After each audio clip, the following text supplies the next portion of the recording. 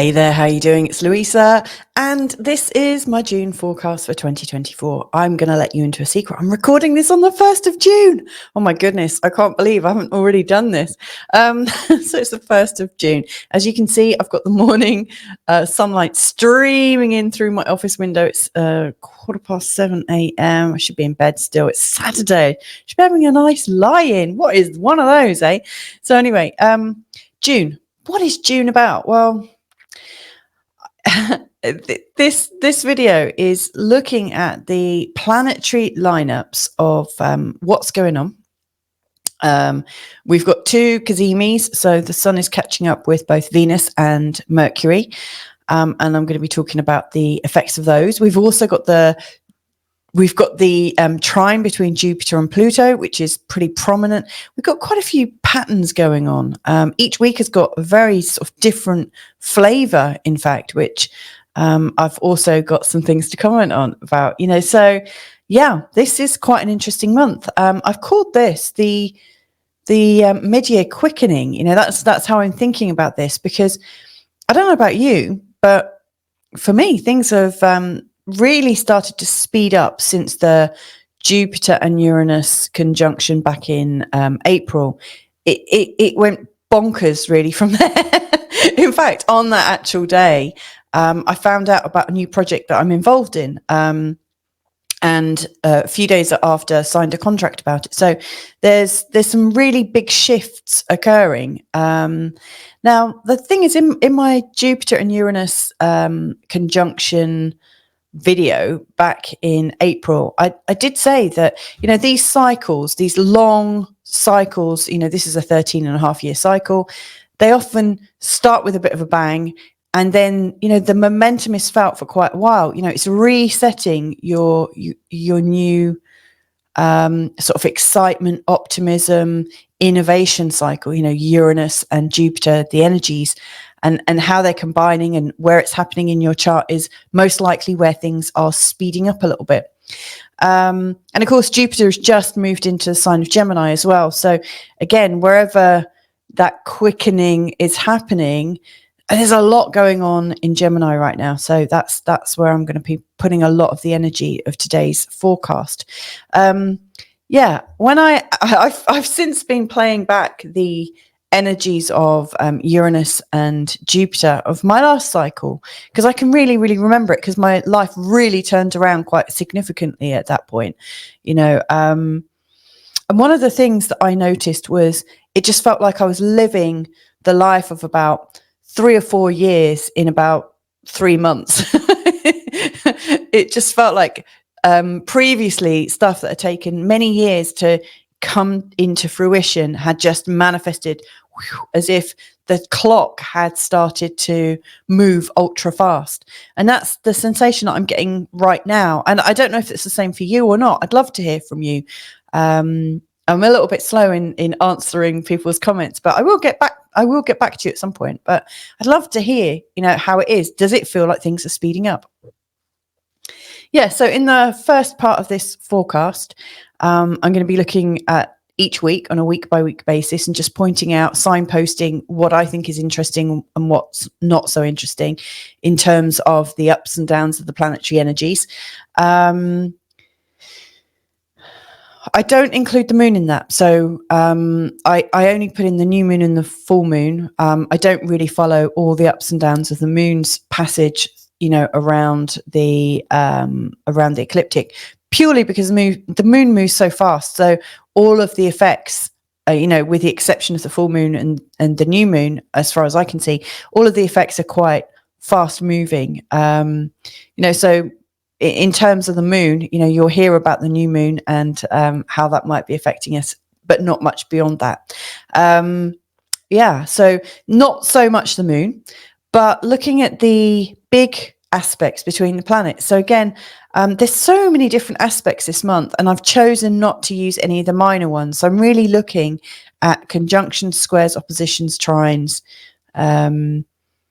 maybe the odd sextile or two. But yeah, real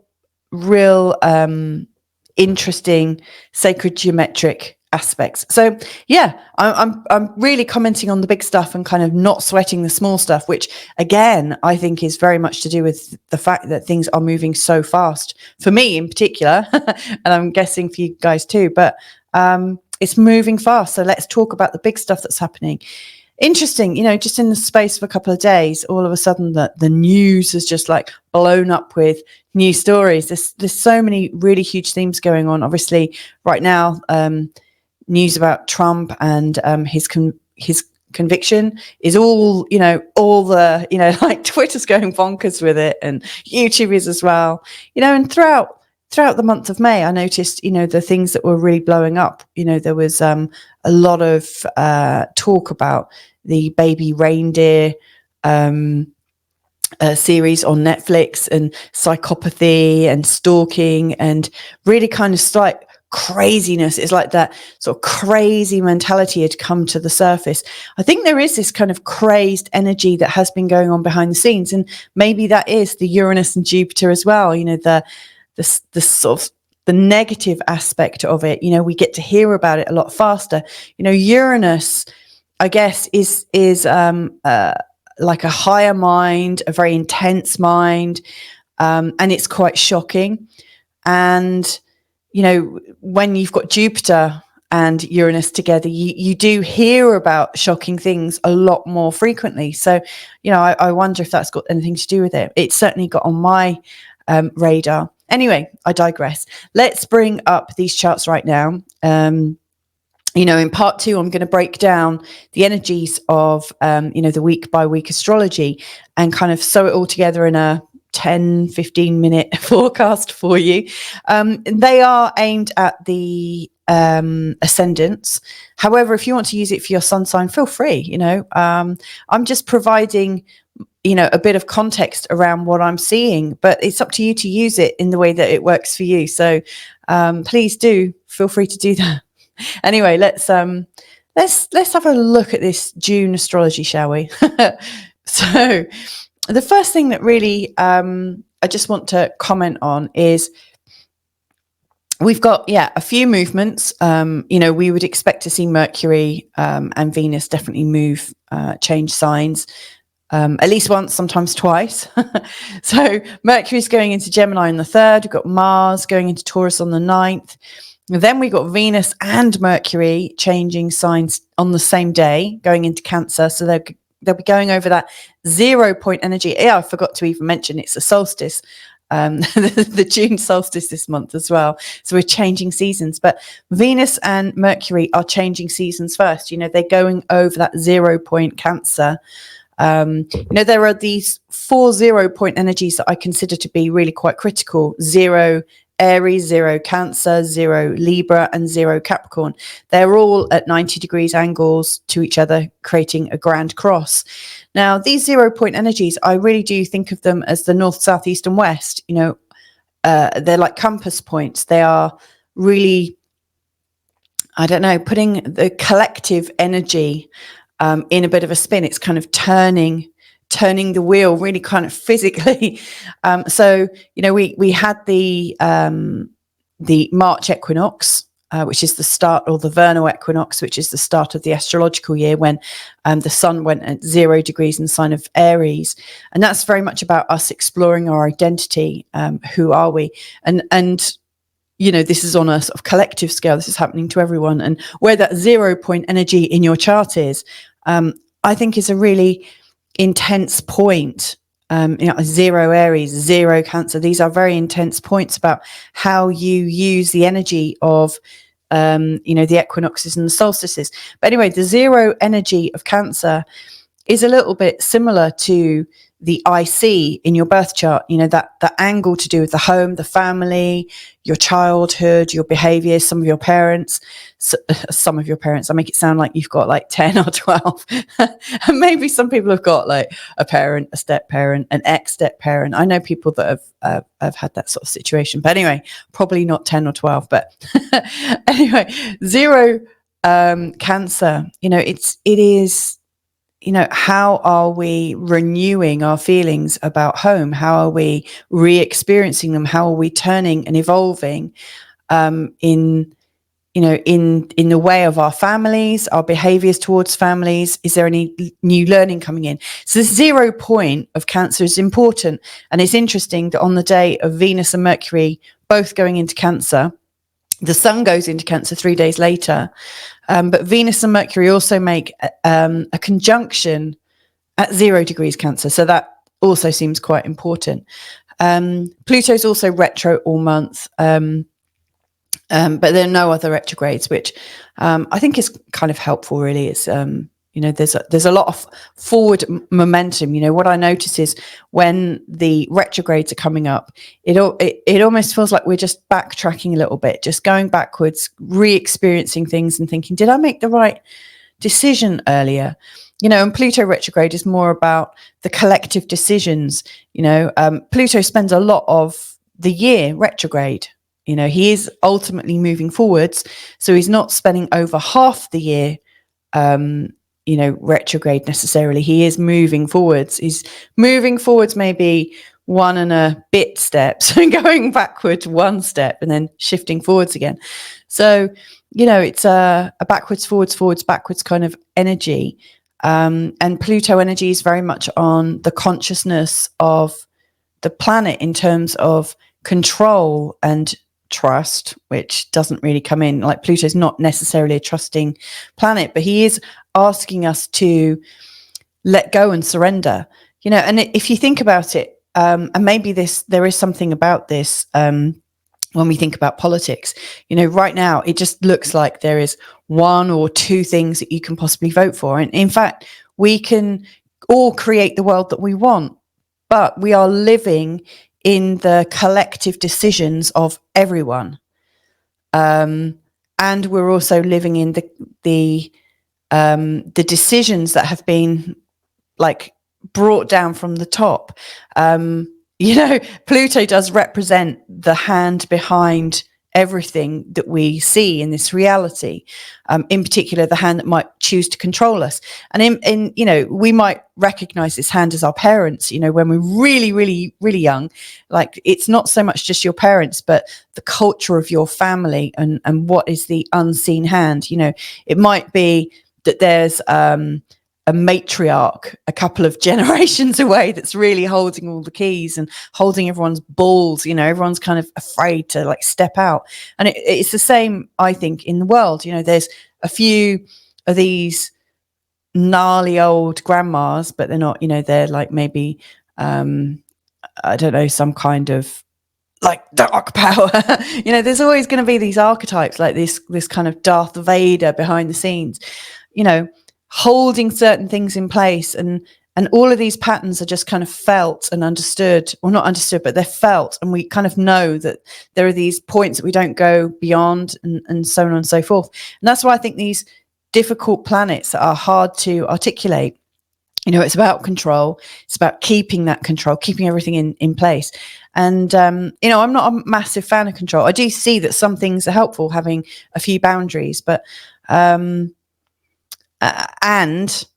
when Pluto's going retrograde, we are testing the boundaries. We are re-examining the boundaries. Is the way that we're living right now with some kind of adherence to these controls, is it what we really need? And also, when we're trying to control our lives, are we actually helping it or not? I tend to, with Pluto, I actually think we're much better off when we surrender. We realize there are some things we can control and some things we can't.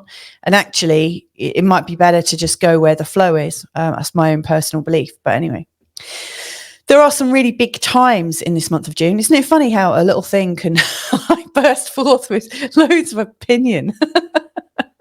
Okay, so in June, we've got some big dates and times as well. So the 3rd to the 6th of June is really quick. There's lots going on, lots of short bursts. There's a lot of Gemini energy, and I'll be talking about this in the first week. It's pretty phenomenal. And then the 13th to 14th of June, we've got sudden high thinking, rethinking insecurity. So there's this intensity. There's a couple of things going on with Chiron that's allowing us to suddenly and very clearly articulate what's going on for us. What are we feeling? 17th to the 20th of June, so we've got Mercury and Venus moving, and also the Sun, changing signs as well. But we're also getting clear on deception. So whilst Mercury and Venus are transitioning into the sign of Cancer, and also the Sun into the sign of Cancer, they're also, all three of them, going into a square with Neptune, which is a bit of a signature of that week. And Neptune really shows us where we are lying to ourselves. It also shows where we're creating things, but the square is quite difficult. So I do think things are being revealed in that week, the 17th to 20th. I think things are going to come up. We may well realize that we've believed lies, we've perpetuated lies, we've been lying to ourselves. And so, yeah, there's something big going on there. And then we've also, and this isn't just in date order, by the way, but we've got the new moon on the 6th, which kind of fits into this first little burst of activity. We've got the June solstice on the 20th, which also fits into this little area here. And then we've got the full moon on the 22nd. The full moon is also, it's at 1 degree in the sign of Capricorn, which is just 1 degree away from these big 0 points that I'm talking about. So yeah, very big wheel turning energies in this month ahead. So let's sort of deeper dive. So as we're going into June, we've got an exact trine between Jupiter and Pluto. Now, I mentioned this in my previous forecast. I also mentioned this in my Jupiter going into Gemini forecast. There's a couple of things that Jupiter is doing as he goes into Gemini. He's making a couple of real connections. One of them is that he goes into a conjunction with Mercury, and the other is that he goes into an exact trine with Pluto. Now, the trine with Pluto doesn't come up very often. Every 4 years, I think, Jupiter is going into a trine with Pluto. So it's not something that's happening frequently. But if you think about it, Pluto is the powerhouse, the control. He's also showing us where we have the wherewithal to be able to do something with really transforming energies. And when Jupiter comes into a trine, things can move at quite some pace and create some really strong results. Pluto does transform things, and Jupiter supersizes it. So we've got some very strong creation, transformation energies, where we learn a lot more about what we're really capable of. Are we really able to change our lives? And if so, where is this trine happening in your chart? So Pluto is at 153 in the sign of Aquarius. Jupiter is at 153 in the sign of Gemini. When you put that into your own chart, this trine, it's showing where you've tried to control things and where you're getting some movement on it. So that's really important.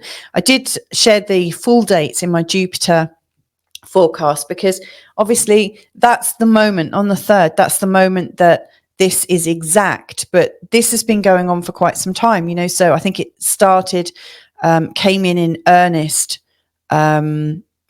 midway through May, so it's already been going on, and it's going to go on for quite some time still, this Jupiter trine Pluto, because, the orb can get 8 degrees either side out of the exact conjunction. So it goes on for quite some time, but it's exact to within a degree from the 29th of June, which is a couple of days ago. So we really are in that sort of exact time.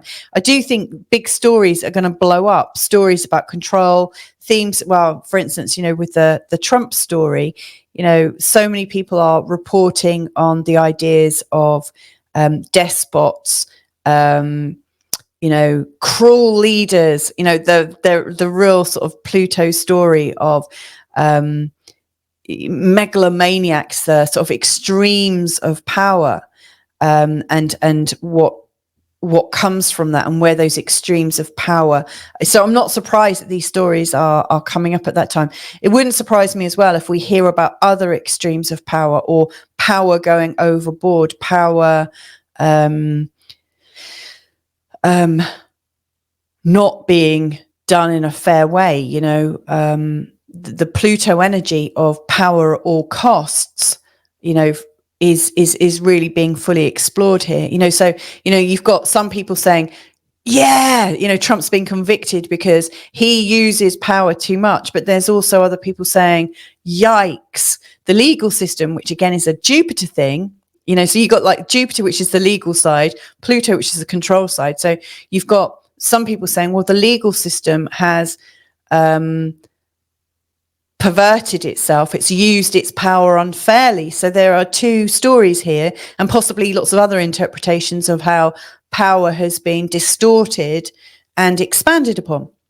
And so again, whatever is going on out there, you might want to consider, well, how is my own power being distorted? When I look at things in my own life, I realize that decisions I've made in recent months, like I've got some really well anticipated dream projects coming into my world right now. And 6 months ago, I made a decision to do another project, which actually wasn't really what my heart desired, but I was trying to cover my bases and thinking, wow, that extra money would be really, really useful. And so I committed to an extra project. And now, I didn't trust that I had enough personal power to just bring in all the good for myself. I didn't trust that, what I know myself to be or this channel and my astrology work, I didn't trust that it was going to, I've made some really big changes over the last 6 months. And in those changes, in letting go my practice in December and then seeing what came back, I thought I would cover my bases and get an extra source of income on the side. And, I'm now realizing that second guessing where my goodness has come from is leading to an intense time of extra pressure. And then, the kind of dream projects that I wanted to come in have come in anyway. And I didn't actually have to try very hard for it to happen. It just came in.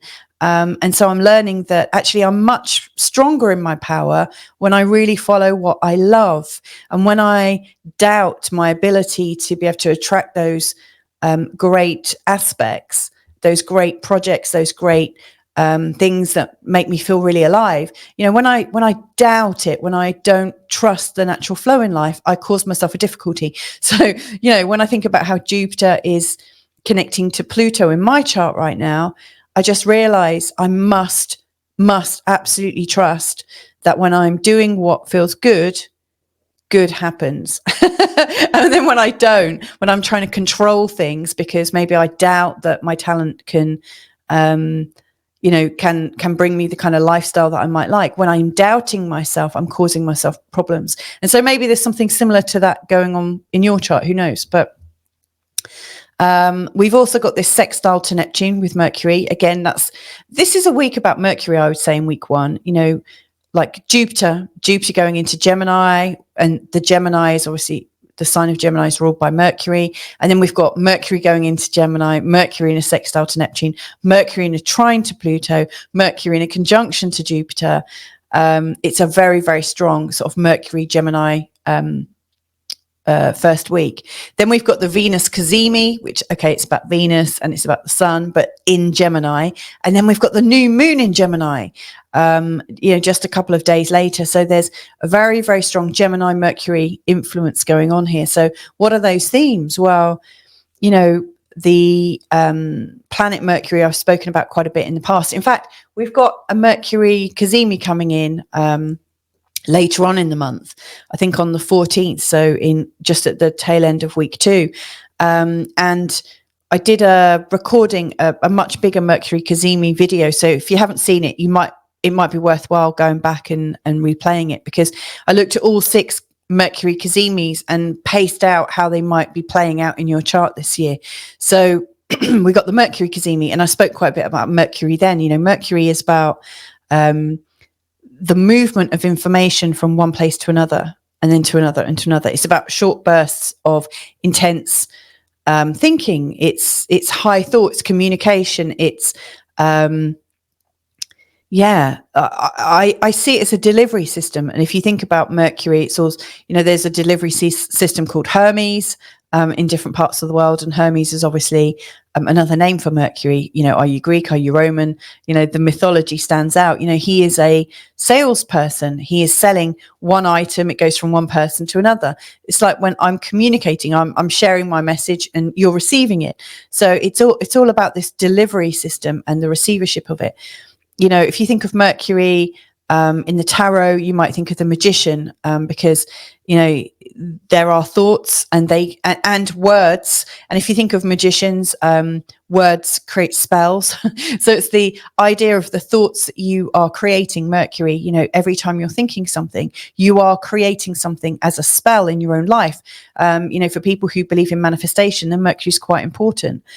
Because the very words you're uttering are delivering you a new scenario. They are absolutely bringing about the results of your words. You're living in the response of it. And also you're living in the response of your thoughts. So the words that don't even get expressed, the ones that you're thinking in your head that you think are private, they also manifest, because you know, Mercury really helps you get in and out of your vibration very, very quickly. So, you know, here with Mercury in a sextile to Neptune, you know, there is the energy of this explosion of creativity. You know, it's enabling this creative flow of thinking, and it's that, you know, the sextile is also at 29 degrees. There's a lot of 29 degrees aspects. That's a sort of changing degree. The 29th degree, known as the anaretic degree, it's almost like the word of God, and it's almost like the last say about this energy. So Mercury in a sextile to Neptune at 29 degrees in the sign of Pisces. It's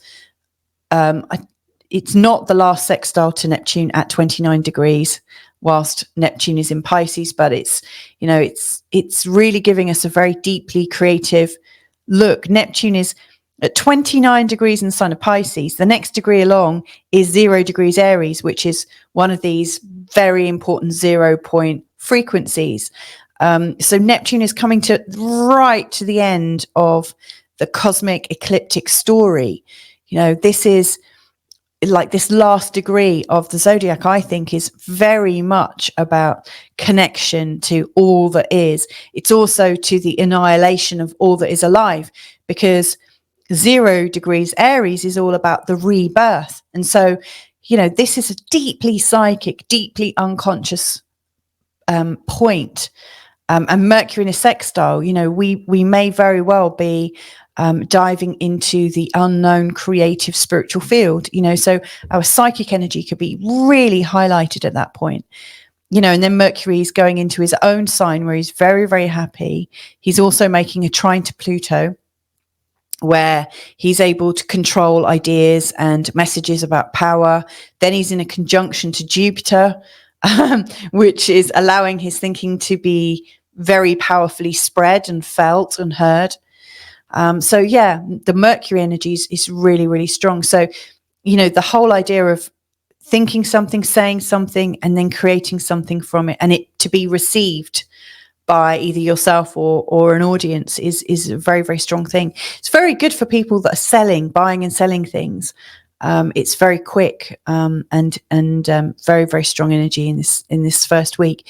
And then the Gemini energy, there's an energy of, if you think about Gemini, it's the third sign of the zodiac, and the number 3, the third house, is very much about the community in a sense of belonging somewhere. You know, like the 4th house, I think, is belonging to your family and your home. But the 3rd house is, I think, the context of where you belong, you know, your local environment, your local town or village, you know, not just your family, but beyond your family a little bit. It's about your neighbors, your cousins and aunties and uncles. It's the sort of local context. You know, which community do you belong to? And which community are you putting your ideas back and forth from? So it's the community is informing you. And so, you know, with these really big stories right now, like this Jupiter trine Pluto, and if you apply it to the Trump conviction, and also, you know, from the other perspective that the legal system has been turned on its head to convict one man, there are these two very conflicting ideas, and obviously lots of other micro stories around it. But I'm pretty sure that a lot of people will feel into the truth of what their community where they live is holding about this story. So our communities really are informing us. So if we are in a community with lots of people that think that Trump is a felon, the chances are that Jupiter trine Pluto energy is really going to come through with a felon story. And of course, if you're living in a community whereby a lot of the neighbors, cousins, aunties, uncles, and the local shopkeepers really are feeling that he's been bullied. Again, bullying is a real sort of Pluto theme, and Jupiter using the law to bully somebody, then you're likely to, pick up on that story, on that thread. So the community is really important in this month ahead, with this Gemini energy. So you might ask yourself, am I actually in the right community? Is the community I'm part of, is it influencing me in a way that really matches my intention, that matches my my truth? If not, you might need to shift somewhat. And obviously, Gemini and Mercury, it's about moving from A to B. At some level, there is an energy of local travel, a short trip. The third and the ninth house, I really think of them as information sharers. The third house is short term and nearby, and the ninth house is long term, bigger impact and further away. So the idea of moving around is also another theme. So I get the feeling that June gets off to quite a big moving start, where just ideas are just coming around. I do think that media is going to go crazy in this first week, and I'm pretty sure the Trump story is going to capture a lot of energy. Another theme that I see really coming up right now is the idea of world war. There is a lot of posturing from Europe and America to support Ukraine. And then there's, countless other sort of power plays being really reported about at the moment. So I do think there's just going to be almost a bombardment of news coming your way. And then, the Venus Cazimi to the new moon.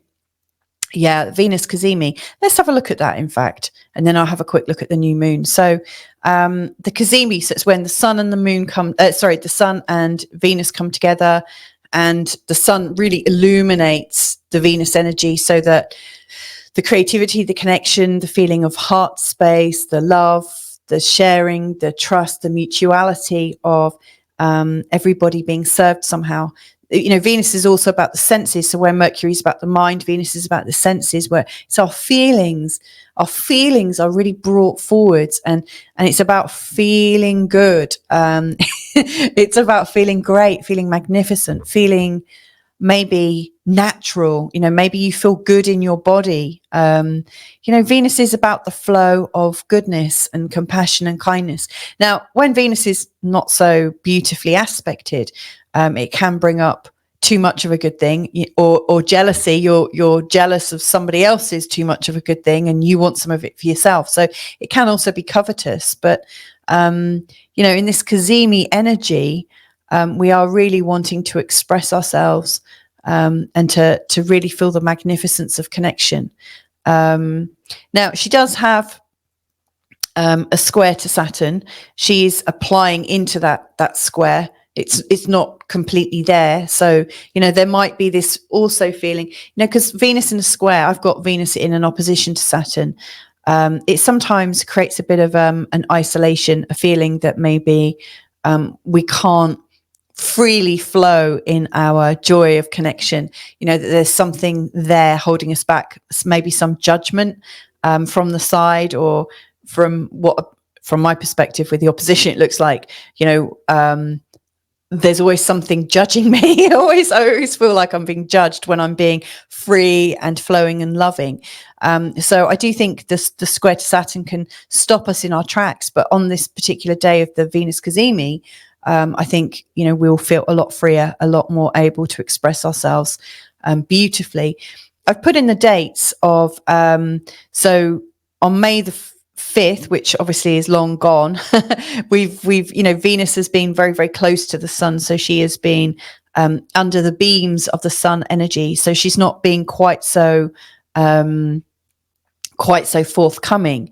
Her energies have been somewhat hidden, though I have, obviously Venus has also been in a conjunction to Uranus and Jupiter as well, and in a sextile to Neptune. So there have been lots of really great positions that she's been going into, lots of the sharing of her energy, but she hasn't necessarily been firing on all cylinders. And then from June the 3rd, she is in that cazimi. So this is the time in London, in the London time zone, and the Lisbon time zone in Portugal that I live in. You can go and find your own time zones if you go to astro-seek. I wonder if I bring it up right now, if that's going to share. Let's just, whoops. Let me just double check if that's been picked up. No, it's not.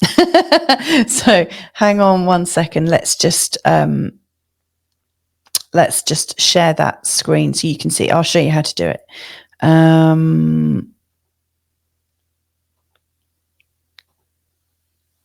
Okay, let's put that in. So hopefully you can see that now. There it is. So this is astro-seek.com. Now, if you go to Astro Tools and then down to Planetary Cycles, this is helpful. You can select which planet you want to look at. It also includes the North Node, Lilith, and Chiron, which is very helpful. Very kind of them to put that in. If you go to cazimi and combust planets, click there. And then if you want to know when Venus is in her cazimi from, you want to look when Venus is less than 17 degrees or 17 minutes of arc away from being in an exact conjunction. As you can see, it's already put in that pre-setting for me, so it's 0 degrees and 17 minutes of arc. So if you press calculate, and it will work it out to the time zone that you're in. This is my time zone. And so you can see from June the 3rd, 2024, and it's at 14:32, so 2:32 in the afternoon. Now, I will say we're in summertime right now, so it's actually 3:32, so you might need to add on an hour, but it starts at 3:32 for me on the 3rd of June. And it starts at 13 degrees, and then it ends on June the 5th at 16:37, so it's 17:37, so 20 to 6 in the evening, and that is the span of when Venus is cazimi. Now, if you look for it on your own computer, it will give you those times. If you're creating some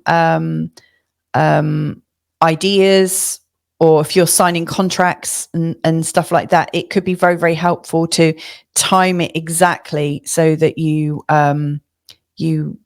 get that Venus energy in there. So I hope that is helpful for you. So in terms of Venus, then let me just put her back on. So what you can see here is this is the Venus cazimi chart. So I've put in those times, which you can now look for yourself.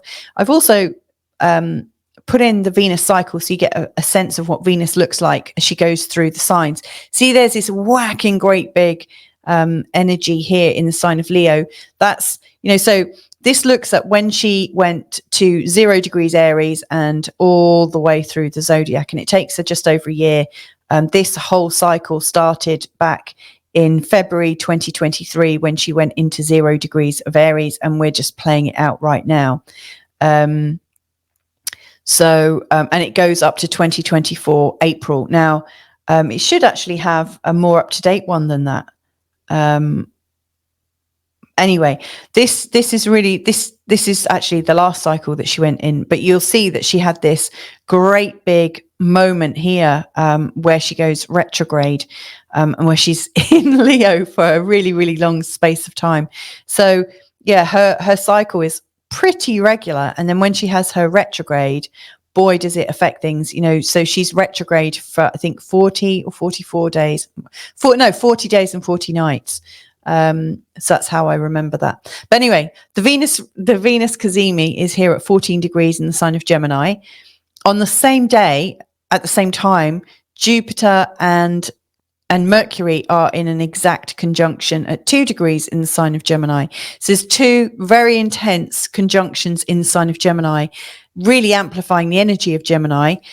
The Venus Cazimi is also in a trine to the south node and a sextile to the north node. So what is going on with the Venus Cazimi, if you're choosing to use it in terms of releasing something, signing something, just connecting with somebody, and enjoying yourself, this energy is absolutely sort of tuned in to sharing. It's tuned into sharing in such a way that it's moving your life forwards, and it's helping to make context, make sense of the past, and to move you helpfully into the future. You know, it's working with the nodes, it's working with your life plan.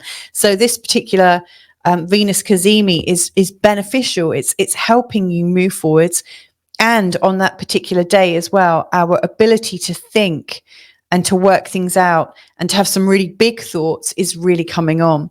You know, this Jupiter and Mercury conjunction is still actually in a conjunction with Uranus, albeit it's right at the end of its conjunction. So you've essentially got Jupiter, Mercury, and Uranus all working together. So it's a very, very intense little space there. You've also, at the exact time of the Cazimi, the moon is in a conjunction to Uranus, which again is about moving things very, very quickly in terms of your psyche and your intuition.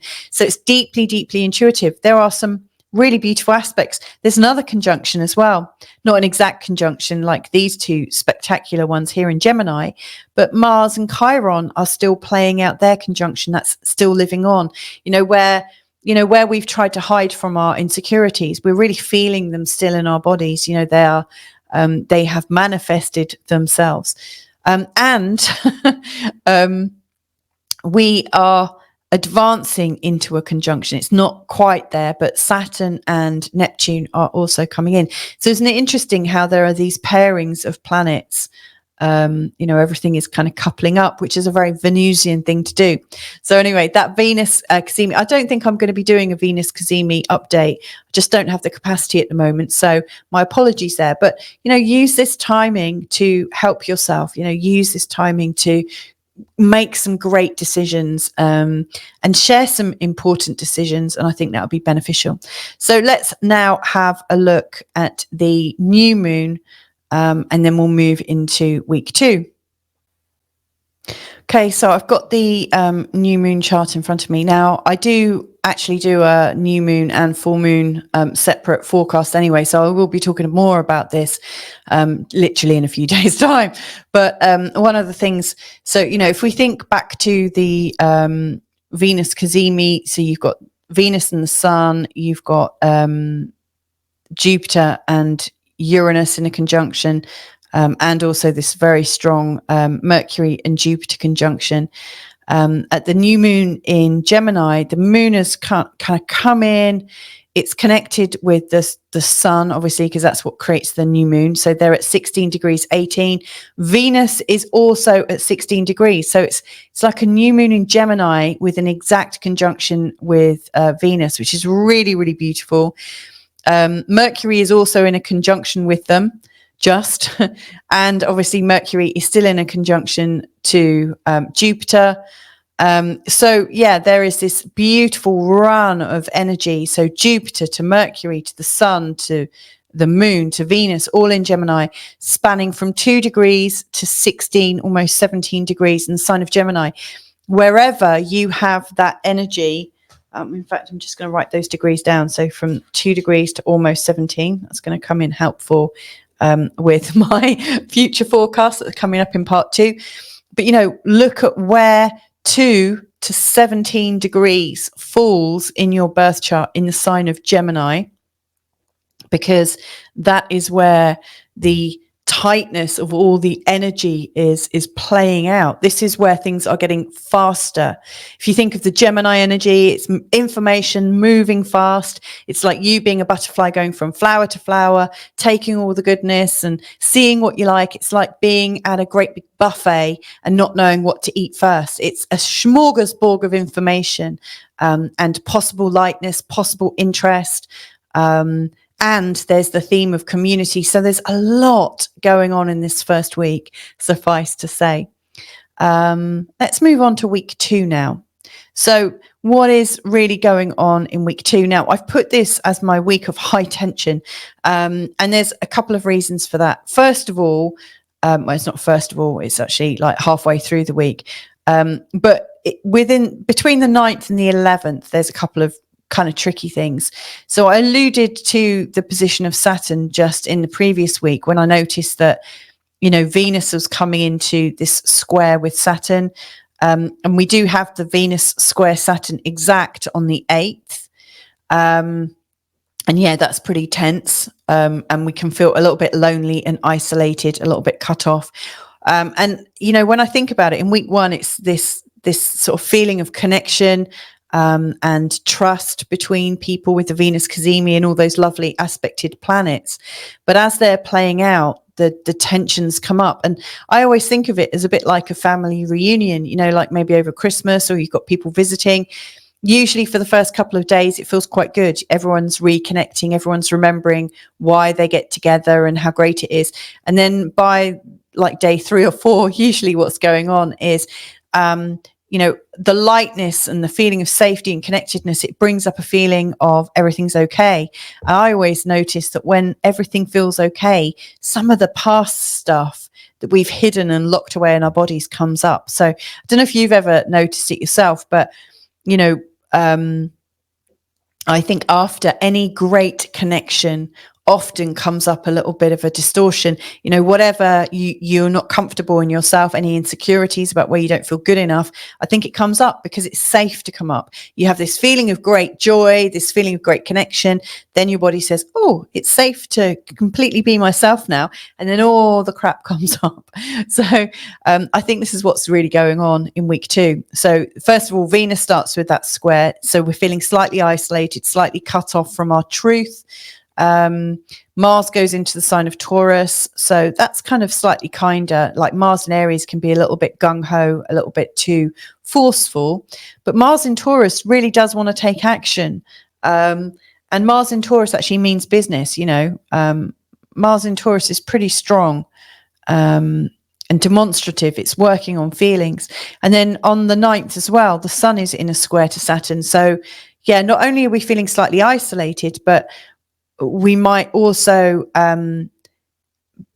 actually realize that there are times when it's okay to be alone and actually kind of cut ourselves off. So we might be feeling it, then we start to actually cut ourselves off and maybe examine the rules. Maybe we're creating rules. Maybe we're creating restrictions for people to fall into our own like boundaries. Saturn's about boundaries. So we are very, very boundaried and also suffering the boundaries of other people. And then 2 days later, we got Mars in a square to Pluto. Now, both Mars and Pluto are the joint rulers of Scorpio. And I spoke about them quite a lot when we had the Mars cazimi last November. And I said it was really important, especially for people with Scorpio sun, Scorpio moon, but especially for people with Scorpio ascendant. I know I get quite a few people with Scorpio ascendant that follow this channel, most likely because that's mine. And I always think that, the people who mostly follow this have some similar patterns to me. That's what I've noticed. So anyone with a very strong Scorpio, you want to be watching this because your 2 rulers, Mars and Pluto, are in a square. Later on this year, they're going to be in an opposition, and they're going to make 3 oppositions in about a space of 6-month period. It might be slightly less than that. And I've written the dates down loads of times and mentioned them. But this square, Pluto is like the controlling powers. Mars is your sense of your own personal power. And it feels like to be sovereign Like, you really want to fight for your sovereignty, and then you realize you're fighting against somebody's control over you. So who is going to win? Who's going to get the upper hand? Your desire to have your own power. It's funny how I've started using fists now as I'm describing this, but your desire to have your own power is really strong. And so I think in this week ahead, yes, we are starting to cut away. We are starting to protect our boundaries, and then is coming this feeling of a threat.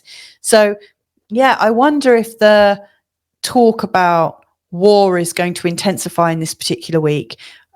Suffice to say, it feels like we're talking about our boundaries and what's going on for us. It does feel like there are some real threats to our security, and to our feelings of safety. Who knows? Then the following day, on the 12th, Mercury's in a square to Saturn. So yeah, there's all these squares. So it's Venus, the Sun, and Mercury all in a square to Saturn. Later on, they're all going to go into a square to Neptune. I say later on, in about a week later. And obviously, we've got the Mars square Pluto that's very, very strong. Towards the end of this week, we've got the Sun and Mercury in a sextile to Chiron. So they are allowing the healing energy to flow. And then we've got the Mercury Cazimi around that same time. So whatever is going on early in the week, causing that feeling of high tension, towards the end of the week, we're getting some real strong healing recollections, some healing learning, some things are dropping into place, in our mind's eye and in our personality, in our persona. We're realizing that we can heal from these things. So there's a lot of stuff going on. What about week 3? So I've highlighted Neptune here because Neptune, I think, is a very, very big pattern. And you'll see I've highlighted a lot of these things. So in this turquoise, we've got Venus square Neptune, Mercury square Neptune on the same day. Then Venus and Mercury both go into Cancer on the same day. And then Venus and Mercury are in a conjunction at 0 degrees in Cancer on the same day. And then 3 days later, you've got the Sun in a square to Neptune, and then the Sun going into Cancer. I realize that says the 21st. That should say the 20th. 1 second. Okay, so I've said this is messing with your mind. I think that as we're going into the 3rd week now, I should say all of these where I've put the dates on, this is where these aspects are exact. But in truth, they're coming in from, let me sort of demonstrate. So what I'm talking about here is the square between Venus to Neptune, Mercury to Neptune, the Sun to Neptune. So here's Venus, Mercury, and the Sun. And Neptune is here at 29 degrees. So they're in a square. But when, so that's at 29 degrees. And so when each of these gets to 29 degrees, they're in an exact square. But the square comes in from 21 degrees, like when they're 8 degrees apart. And some people say an orb of 10. So you could say, I don't really believe that, but I prefer to use an 8 degree orb there. So you could say from when Venus and Mercury and the Sun get to 21 degrees, which all 3 of these are at the beginning of the week, they're already in a square. Then they go into their exact square at 29 degrees. And then they keep moving, and then they're in a square until Venus, Mercury, and the Sun get to 7 degrees in the sign of Cancer. So between 21 degrees and 21 degrees Gemini and 7 degrees Cancer, they are all in a square anyway. So pretty much the whole week, these are in a square to Neptune. So what does that square to Neptune represent? Well, it's exact on these dates. So the 17th is an absolute, a real tense time. Like the squares, Neptune is very much like the higher harmonic of love, which when it's beautifully expressed, really helps us to feel absolutely connected to all that is, so we realize we're a world citizen. We are connected to everybody intergalactically, cosmically, in a terrestrial way. We feel like we are in this oneness, this joyful oneness, this joyful creation. And so many people do actually feel like that. And yet that sense of unique oneness and connection, does it really exist here? Is it an illusion? The whole idea of unconditional love. I hear so many people talk about unconditional love, and in fact, I've been one of them, talking about the need for unconditional love.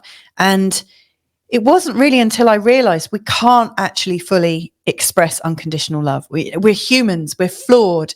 We have a need for our own survival. Our own survival mechanisms and our survival consciousness comes in to prevent us from giving unconditional love, because when we are unconditionally loving and unconditionally giving high regard to another being, you are not looking after yourself. And of course your mind body system's not going to let that happen unless you have had a full-on awakening and you are able to stay in that awakened state 24/7 for the rest of your life. I can't see how we can do that. I do think it's possible to have a moment of forgetfulness where you forget about your survival and then you're unconditional. Sorry, I'm losing my voice. Forgive me for 1 minute. Okay. So Neptune, it is, it is the potential of that beautiful connection, that beautiful, rising sense of creativity that erupts in you, and then you realize you are a creative force, a divinely creative force. And if you think of Neptune as the ruler of the oceans and all the waters, it's like the psychic energy, the creative energy, the energy that nourishes us and soothes us and feeds us in many ways. Where would we be without the water element? Who knows? So it is something that we all crave. And I've definitely been one of these people, and maybe you have too, but there are lots of people who are born with that sense of, I don't belong here, and this world seems really harsh. And I know intuitively we're all meant to be connected.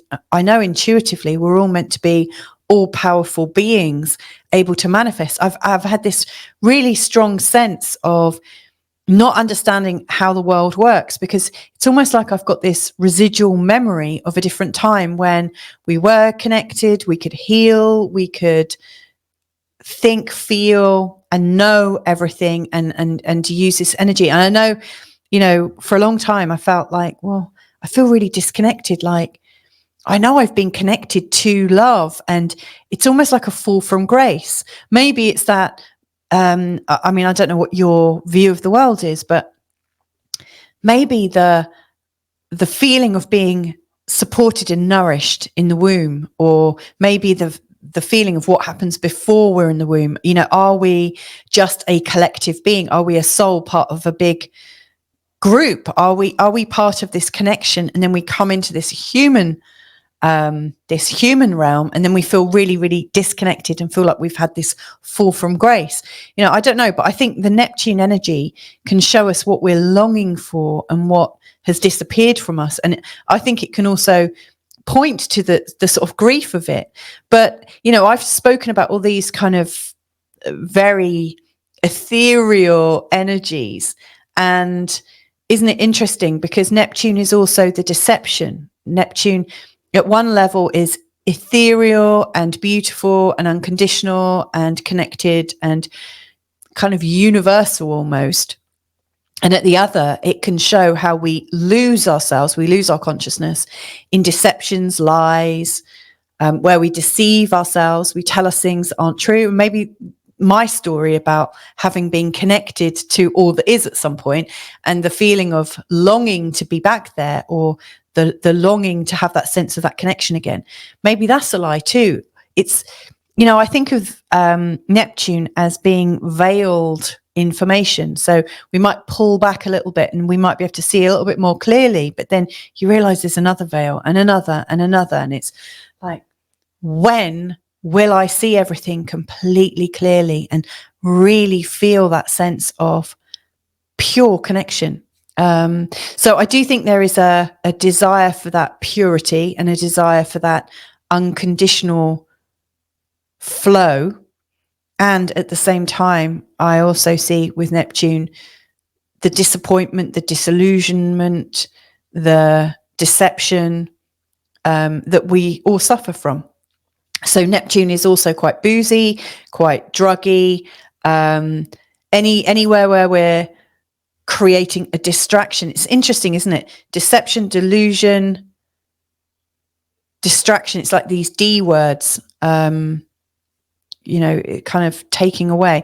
Anyway, so we've, I went off on a bit of a sort of illusionary distraction there. But on the 17th, Venus, which is obviously a personal planet about our sensations, what we're actually feeling with our five senses and our ability to connect, is in a square to Neptune. So maybe we're not feeling that unconditional. We're longing for it, but not realizing it. On that day, Mercury's in a square to Neptune. So our thinking, our ideas, we know we should be really, really creative. And actually it feels like, why aren't we in the exact creative flow right now? And then the sun, at some level, we know we are unconditional beings, but our truth here just doesn't seem to match that. And how do we make sense of that? So you may well find that to make sense of the fact that we're not feeling like these master creators or whatever you think you should be, maybe we are distracting ourselves. Maybe we are lying to ourselves. We're creating some kind of diversion so we don't cotton on to the fact that maybe we're not living our full potential. I don't know, but the Neptune energy is really strong in this week. And then Venus and Mercury energy is also strong. So we've got the sensory, we're experiencing things through our five senses and also through our mind. So the senses, Venus, and that's the body as well.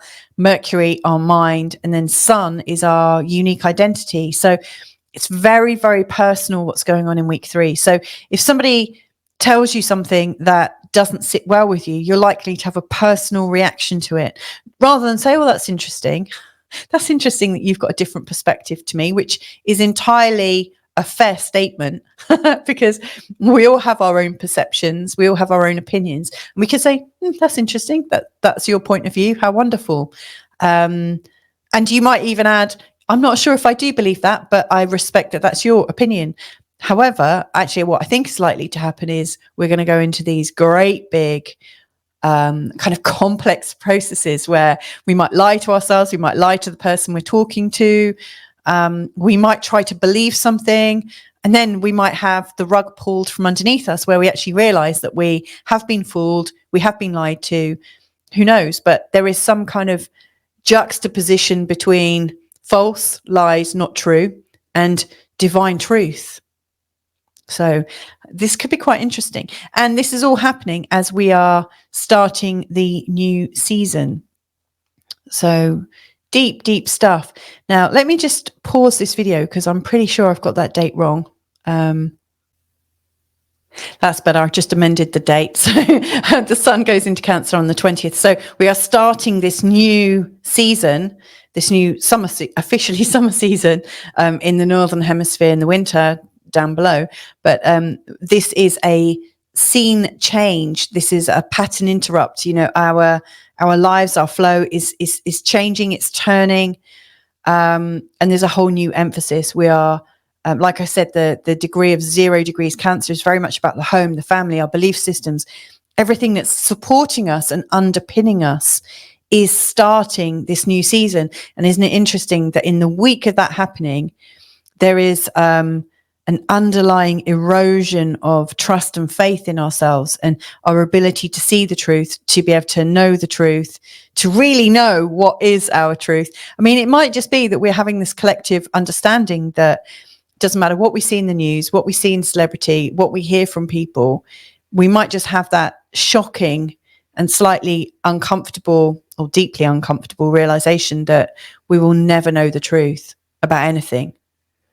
And we might not even know our own truth. Who knows? So I think this is a really big, you know, that phrase in that film with Tom Cruise, where Jack Nicholson's in it, and there's this, I can't remember which one it is. I'm sure, is it Jerry Maguire? Is that the name? I don't know.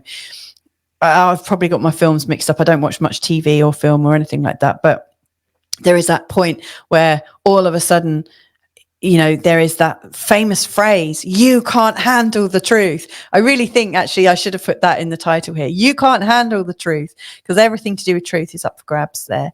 As we end week 3, Mercury goes into a sextile to Mars. And so whatever has happened in this first part of the week, as we go into week 4, it feels like we get moving again. You know, whatever standstill has happened because of this truth aspect, we start moving again. So in week 4, what's going on? So we start week 4 with the full moon in Capricorn, and this is pretty much that chart almost there. You can see the moon's at one side of the chart and the sun is the other side. The sun's in a conjunction to Venus and Mercury. You'll see now that Jupiter's way behind. You know, we've come out of this Gemini season. It feels like it was really intense and it's moved on, and now we're into Cancer season. There's a Mercury trine Saturn energy. Later on, there is also the Mercury in a square to Chiron. Where's Chiron? There it is. So we've got that energy also going on. Then as we're ending the month, we've got a couple of sextiles. So it's interesting. I've put testing, 1, 2, 3, testing, let's go, because it feels like this last week has a kind of almost bumpy quality. You know, we start with the full moon that often gets us really quite emotional and fired up and slightly snappy.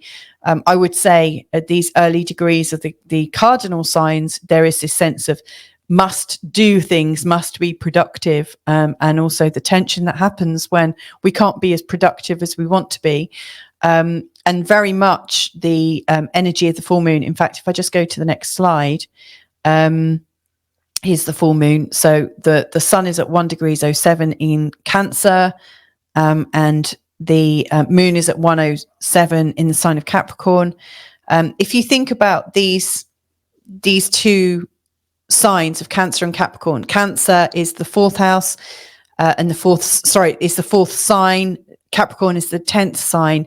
You know, if you look at those energies in terms of houses, like the 4th and 10th, the 4th is about the home and the family. The 10th is about the career and status and recognition.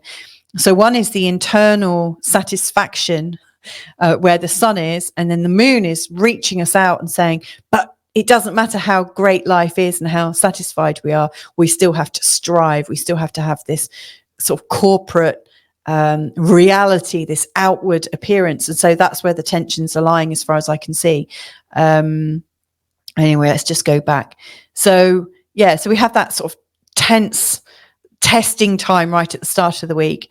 Then, you know, Mercury in a trine to Saturn is, okay, well, let's put our best foot forward. You know, there is a feeling of stability. There is a feeling that, yes, we can reach out, we can start moving. And then there's another test when Mercury is in a square to Chiron. You know, as we're about to step forwards, it feels like we're doubting ourselves and needing to check in and find out. Again, this is also in the cardinal signs. It's across Cancer and Aries.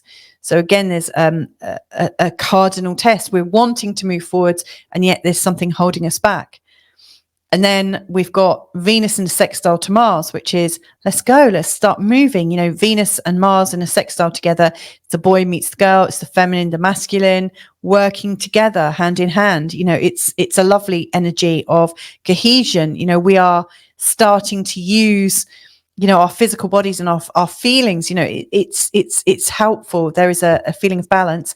And then the last bit, you know, that we're coming to at the end of the month is the Mercury sextile Uranus, the two minds, the human mind, Mercury, and then the universal, maybe Akashic, the etheric, the telepathic mind, you know, the collective higher mind of Uranus. So we've got the body, the feelings, and the mind, and the higher mind all working together right at the end of the month. So, you know, when we consider that June We've gone through these 4 very, very strongly identified weeks, and then the last week it feels like we are really starting our motor and moving forward. So I do think there's a lot of pause.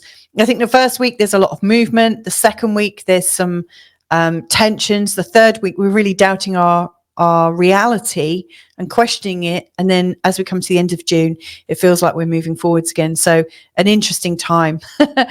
So in the part 2 that I'm coming to in a minute, actually, before I go any further, I haven't actually thanked all my supporters, people who supported me in the past, who are supporting me on a monthly basis, and also people who are just throwing an odd donation in here and there, and it's lovely. I really, really honor and thank you so much. I would do this without you, but this makes this so much sweeter. I absolutely love and adore you. You're making my life easier. Thank you. So in part 2, I'm going to have a look at how this kind of quickening energy is playing out in your chart according to your ascendant. So I will be looking at all of the Gemini energy, sort of illustrating it down here. So we've got like the 3rd or 4th, where the Venus cazimi is taking place. Also the degrees that we've got the Mercury conjunction with Jupiter at. We've also got the new moon energy. We've also got the Mercury cazimi energy, and you'll see they're all tightly bundled together in the sign of Gemini. And then we've got the Mercury and Venus conjunction in Cancer.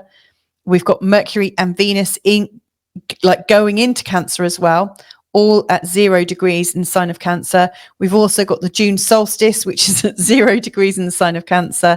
And then we've got the full moon at 1 degree in the sign of Capricorn.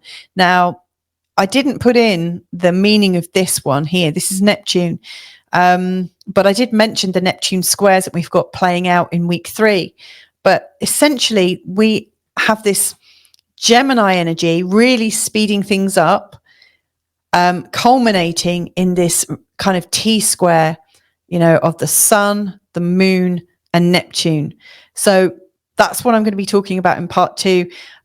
Tune in with me there, look up your ascendant sign, and let's see how June is going to play out for you. Thanks for watching so far, and catch you in part 2. Okay, so this is the June forecast then for the sign of Aries, the Aries ascendant. Just double checking that I've got the sound configured correctly. Yes, I do. That's good. Okay, so I've called this the June quickening. Like, this is, as far as I can see, a month where things are moving really, really quickly. And what I want to comment on really here is, where is all this zooming fast energy taking place? And I would say that the biggest area right now for you in terms of what you're developing, where you're having your newest realizations, where there is luck and the ability to change your outcomes, I would say it's all taking place really down here. I don't know what's going on with my mouse. There we go. It's all taking place down here. And then as we're coming towards the end of the month, then there's a bit of an emphasis around this point here. In week 3, when we've got the Sun, we've got Mercury, we've got Venus, all at 0 degrees in the sign of Cancer, and then the full moon at 1 degree in the sign of Capricorn. So there's a very sort of intense look appearing, and they are all in a square to Neptune, which is also about where we're deceiving ourselves. So if here is how I think this energy is going to work. So in the first couple of weeks of June, a lot of the energy is focused here, and this is around your 3rd house, and how you're experiencing the world. Now, your ruling planet is Aries, and it actually is spending most of its month in the sign of Taurus. So, it's going into the 2nd house. It's bringing up this feeling of your self-value, because the 2nd house is A, how you're earning money, but also B, how you value yourself.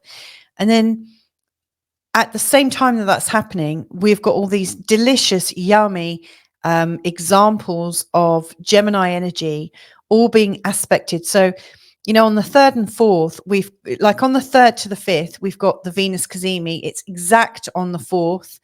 and that's taking place at 14 degrees in the sign of Gemini. So it's like mid-Gemini point here. On the 4th, there is also a conjunction between Mercury and Jupiter. Now, I spoke about this in part 1, but the 4th of June is a very, very special time where we're able to dream lovely ideas for ourselves. You know, the Venus Cazimi is very much about feeling connected and supported and loved and sharing that love, sharing that connection. It's about getting into our senses, our 5 senses. What are we actually feeling? It seems very, very important. And the aspect of sharing, like on that same day, you know, with Mercury in a conjunction with Jupiter, we've also got this very sort of generous way of thinking. And this is all taking place in your 3rd house. The 3rd house is about how you are within your community, how you are with your peer group. What are you learning from your community? What are you sharing from your community?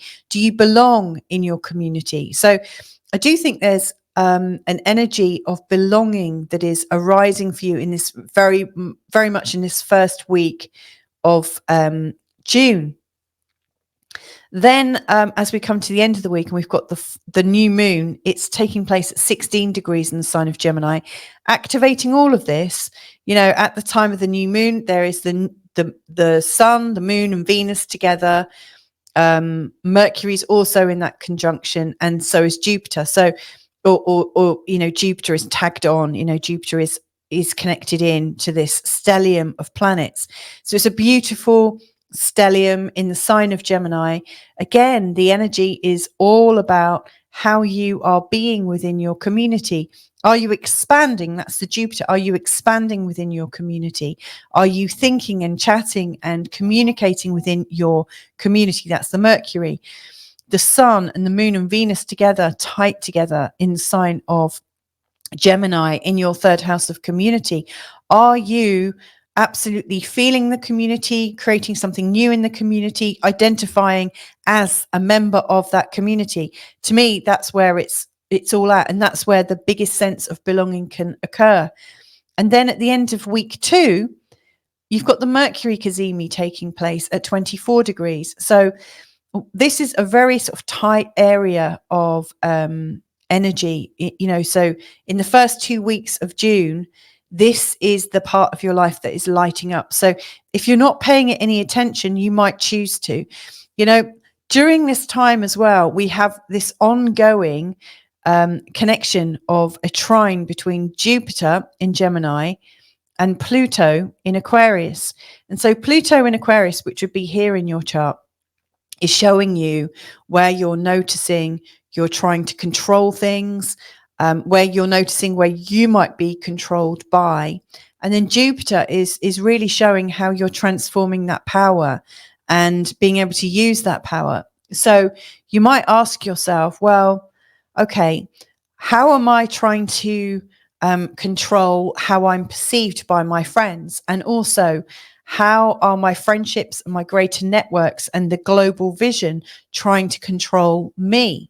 So it's very much, you know, like the Pluto energy, it is very much about friends and community, but more from the perspective of a wider community, a worldwide community, a global vision. It's a much bigger, if you think this is the local community, this is the worldwide community. So you might think, wow, it feels like there's more going on for me in the worldwide community than there is right here in my actual local community. And you might want to examine that.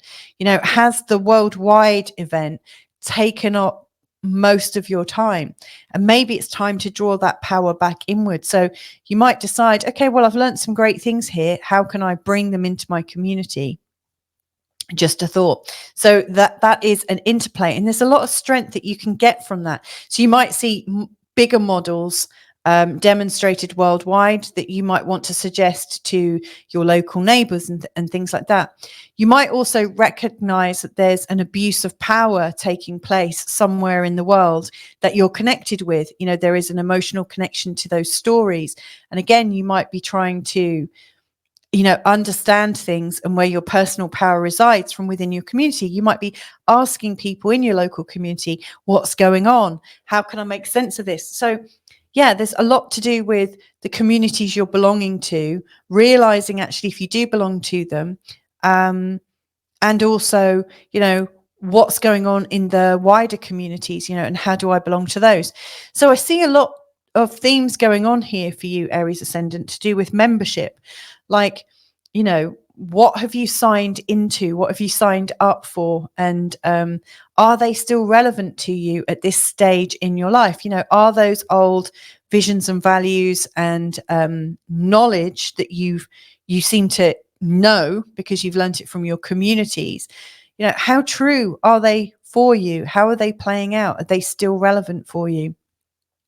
Now, from the second half of this month, there's a real sort of shift, and Mercury and Venus going into Cancer on the 17th, also making a conjunction on the 17th, and also going into this square with Neptune is pretty strong, followed a couple of days later by the Sun moving into this point, making a square to Neptune, and also finally doing the full moon on the 22nd. So the third week seems also very, very critical.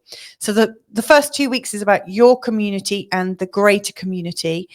And then as you go into the third week, it's very much about home, your profession up here, and then the internal distortions that might be playing out in your unconscious mind.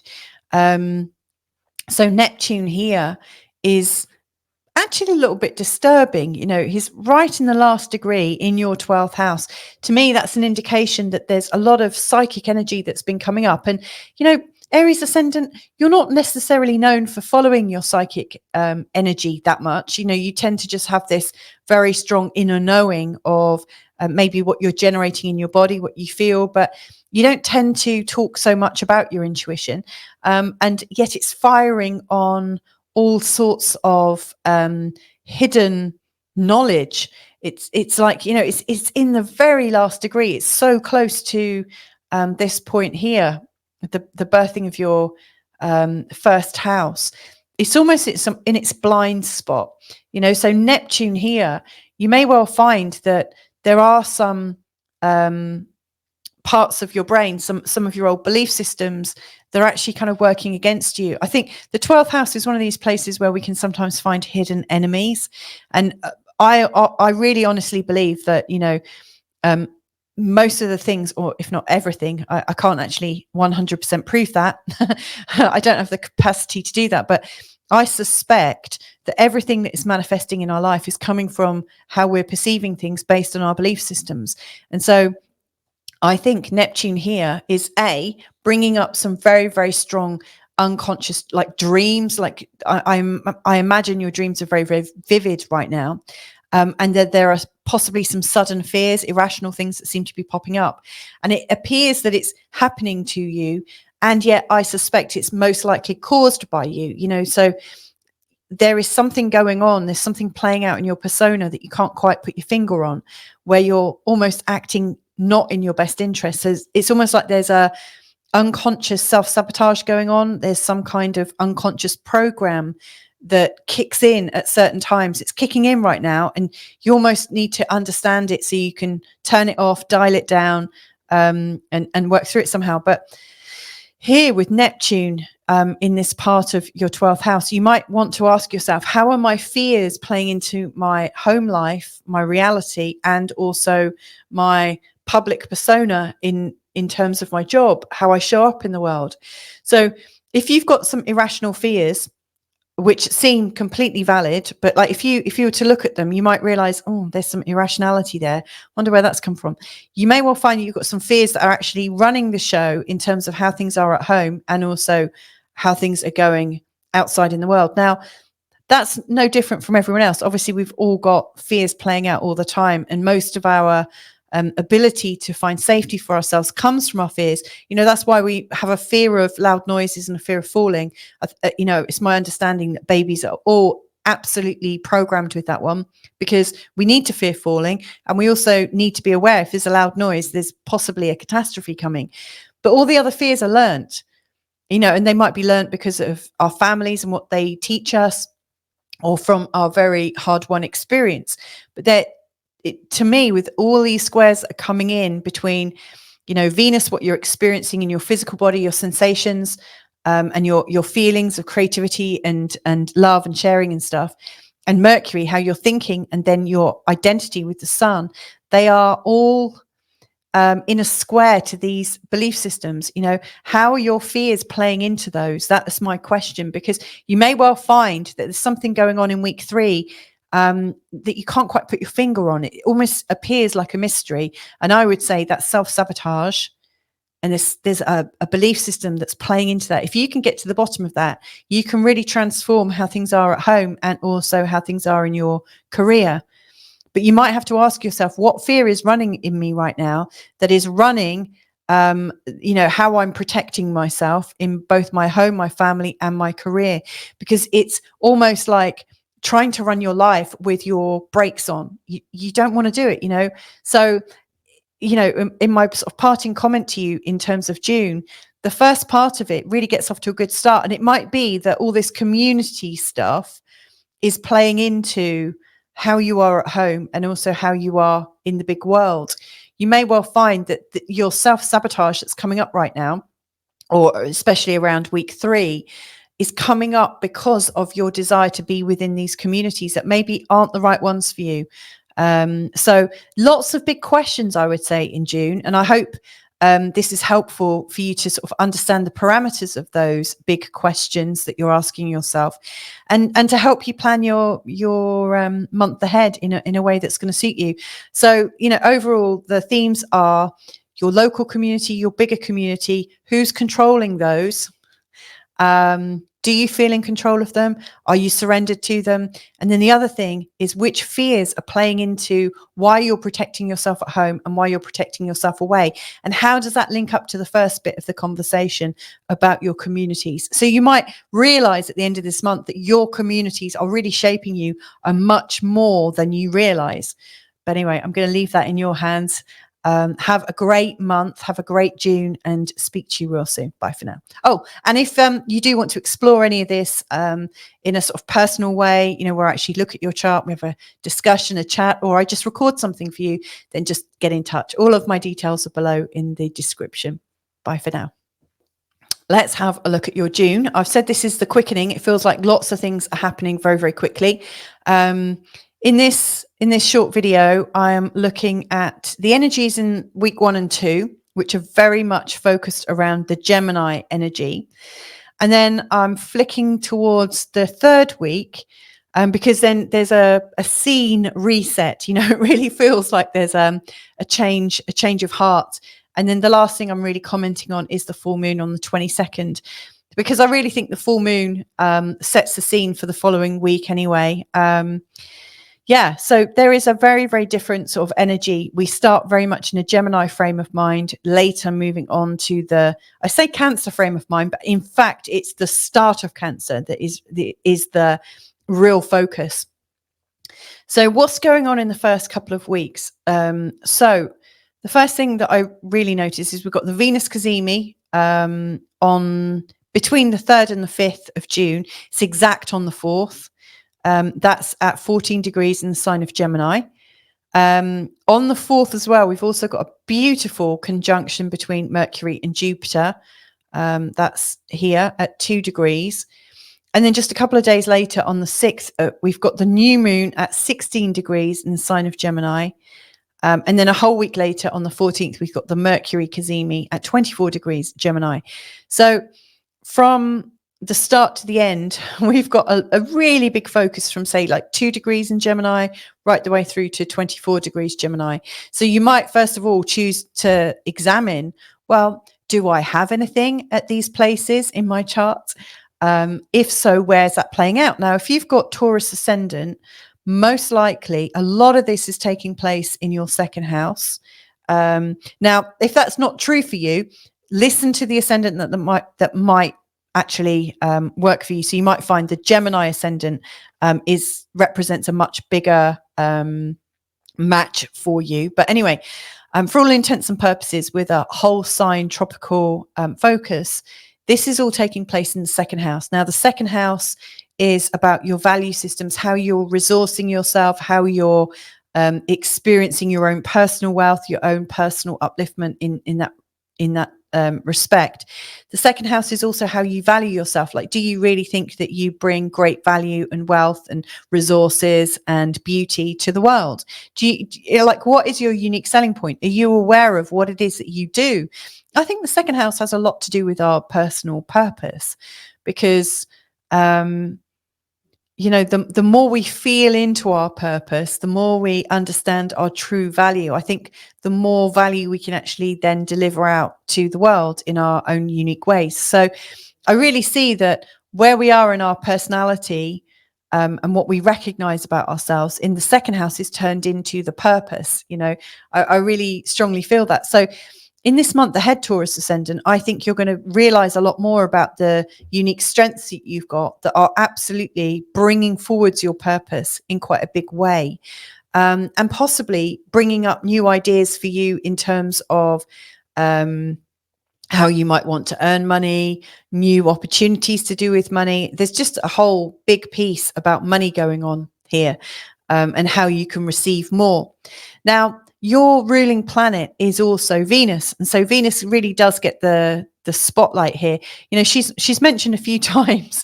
So, like, we've got the Venus Cazimi between the 3rd and 5th of June. So that's a really important time for you. So if you've got some big things to make decisions on, I think actually those between those 2 days, in particular on the 4th is a very, very powerful day for making decisions, especially for you. On the 4th as well, with Mercury in a conjunction with Jupiter, and you know, it's in the second house, so it has some resonance with how you might have an idea to make money, how you might have an idea to expand your potential to receive more, and also how you might be generous. You know, like, have you got some skills that you want to share for free? If so, you know, what might you do about it? It's really creating this idea of generosity. You know, you've got Venus and Jupiter, the two benefics, in the second house. Not only do I think you're going to be the recipient of other people's generosity, but your own sense of generosity is likely to get very, very strong. Very, I just think you're quite a magnificent being in this month ahead. Now, on the 6th, with the new moon, you've actually got the Sun, the Moon, and Venus in an exact conjunction. Then you've also got Jupiter, Mercury, you know, all in this beautiful stellium. You know, all of these planets are linking into each other in a really, really beautiful way. They're actually linking into Uranus here in the 1st as well. So it's almost like how you have been unusual and what you've unusually recognized about yourself is being converted into your self-worth, your self-value, your personal brand. You know, so I just think, look at where you might be a little bit different. Look at where you have a unique skill that you feel is absolutely epitomizes your personality, and that's maybe where you want to focus on. So Venus is very, very important. She's really kind of smoothing the way for you. She's really helping you. Now, the thing with Venus is, I think Venus, when she's working beautifully, she is absolutely happy to receive. You know, like, most people think it's important to be a giver. And yeah, it does look like giving is more important than receiving. But I've now come to redefine that. You know, I spent most of my life believing it's important to give. I'm actually now beginning to wonder if that's a bit of a psyop, you know, a bit of a gaslight to humanity, that we have to give. Because I think humans actually are very naturally giving. But of course, we can't really give anything of great value if we're not already well resourced. And so I think Venus is also about how we receive. Like, do we trust people enough to receive from them? And where we don't trust people enough, the chances are we do overgive, because we overgive to manipulate people. Sorry to say this. I'm an overgiver myself, historically. You know, I think we often overgive. So we give this idea that we're really generous, and we give this idea that we're a good person, that you can trust us.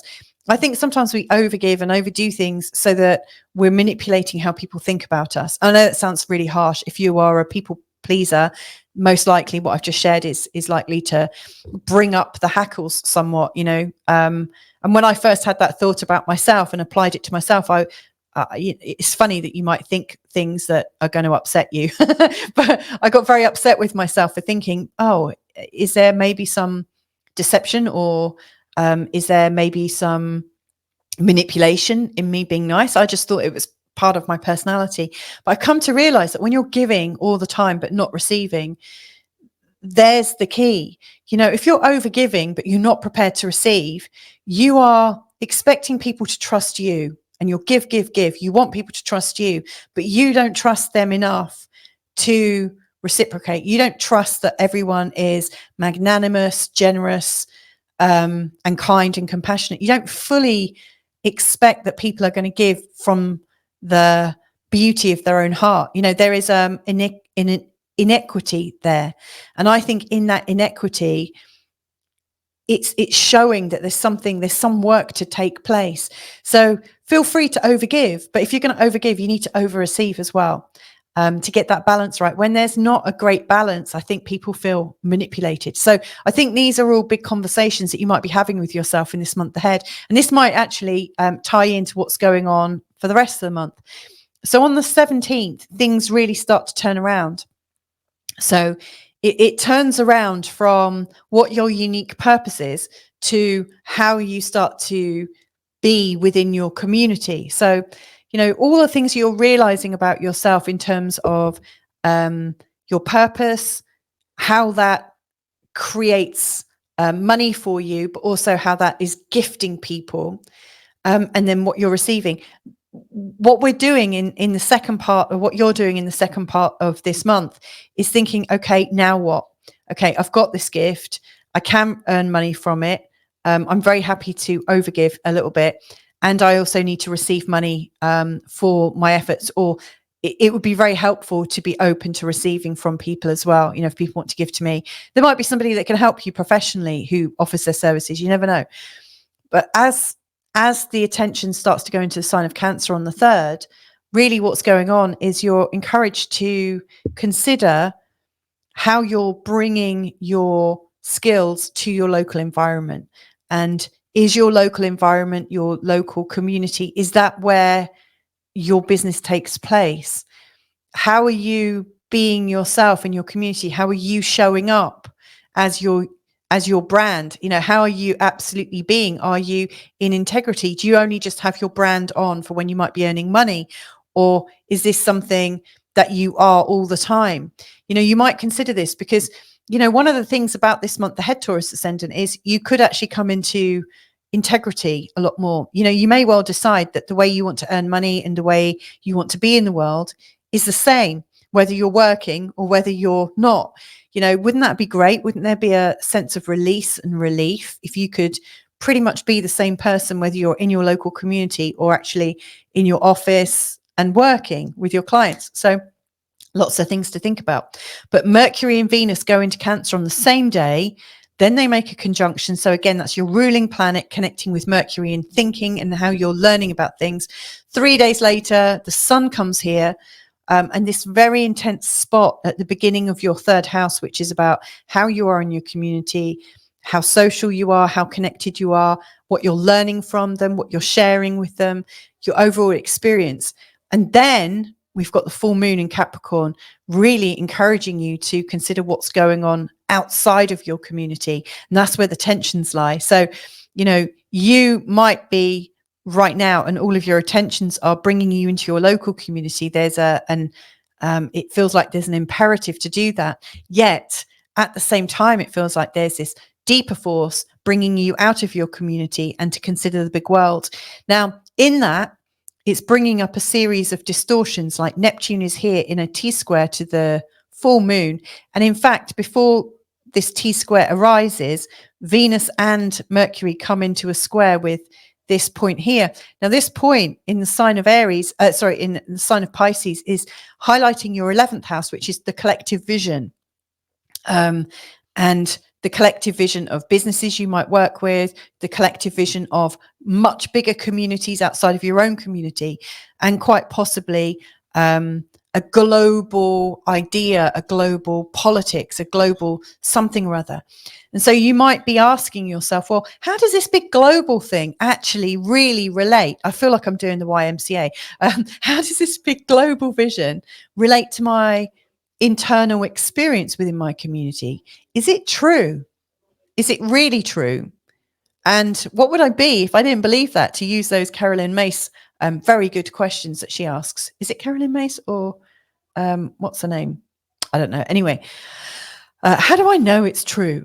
Byron Kate, it might be her questions. They're both really, really talented. But anyway, you might want to look at if there's a distortion that's coming into your community, that your community is believing hook, line and sinker, that's affecting you. And also then think, well, who is the external community? Where is my learning taking place? Is it taking place in the 9th house or the 11th? So yeah, there's some big things to work out. Like, who is feeding you? What information is coming to you? Where's it coming from? Can you trust it? The 9th house is very much about the spiritual side of it and the philosophical side of it, and also possibly a political side. And it also represents the different cultural values and different countries. And it's very specific for all the different things that are going on in the world. Whereas the 11th house almost feels like a homogenized version of everything. So yeah, you might decide to use a bit more discernment about where you're getting your information from. Are you getting it from the outside source of real people that you know, or are you getting it from a homogenized global vision that is maybe being spoon-fed? I don't know. But ultimately, that's the start of this next season. You know, how are you showing up in the world? How is that affecting your community? And what does that mean for you? And if we tie it back to the first part of the month, how is your unique gift, your unique way of being going to help you in your community? So I hope that's helpful to you, Taurus ascendant, in understanding some of these great big themes that are going on. Have a great June. And if you wanted to unpack this personally with me, if you look in the description field just below, you'll see there's links on how you can work with me. And we can have a good old chinwag about this. You know, there's so much going on right now. And if I can be of help, then please do just call on me. Lots of love to you. Have a great month ahead and speak to you soon. Bye for now. Okay, so Gemini ascendant, I'm looking at what's going on for this month ahead. And really, this is your time. I mean, this is the Gemini time. It obviously started at the end of May. We are now on the 1st of June. I'm recording this. And what I want in this forecast is to really bring out the feeling that this is a very important time for you. This is a time when you're making some really big shifts in the way you see yourself, what you know about yourself, and how you're communicating that out to the world at large. There's a lot of activity here in the first 2 weeks, a real lot. And then from week 3, it feels like the attention starts to go into your second house. So let's talk about this a little bit. I've also put this dot in here right at the top in the 10th house. That's to represent the position of Neptune right now. Now, I haven't actually put him on here and yet Neptune is quite important. Like, Neptune is slightly invisible here, and it's interesting because Neptune does appear to be a bit of an invisible force. It's a force that we don't often understand or see clearly, and it might also try and confuse us. So it's interesting that I didn't actually list him. This point here is representing the full moon that's happening on the 22nd, but it's just to really show you that the full moon and the sun are in a square to Neptune.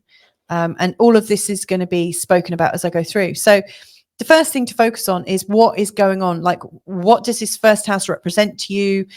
How is this intensity of planetary energy going to express itself? So first of all, between the 3rd and the 5th, we've got the Venus Cazimi that's at 14 degrees in the sign of Gemini. It's exact on the 4th. And also on the 4th, we've got a conjunction between Mercury and Jupiter at 2 degrees. Now, Mercury is your ruling planet, and Mercury does a lot of stuff in this month ahead. Yes, he's got that beautiful conjunction right at the start of your first house with Jupiter. Then on the 14th, he's also got a cazimi. If you want to know more about that, listen and watch the cazimi, the Mercury cazimi videos that I did, I know a few months ago. It's still relevant. It really is, because I did this video about all 6 cazimis and where you might be in the flow of it. So, you know, your ruling planet is pretty important and intense right now. Now, between the 3rd and the 14th, we have got this almost consistent conjunction between Venus and the Sun, Venus, Mercury and the Sun, Venus, Mercury, Jupiter and the Sun, and then the Moon adds in. So there is what's known as a stellium, you know, a collection of planets that are all in a conjunction. It's like I think it's 3 or more planets all in the same part of the sky. And if you think about it, you know, we've got 360 degrees and yet they're all in this part. And in fact, if you listen to part 1 of this video, you'll see my week by week breakdown. At one point, in fact, it's around the 4th on the day of the Venus cazimi, you'll see that all bar one of the planets are they're all pairing up in these little partnerships. So we've also got, you know, Mars and Chiron in a conjunction. You've also got Saturn coming into a conjunction with Neptune. So it's like there's all these little pairings, which is a very Venusian thing.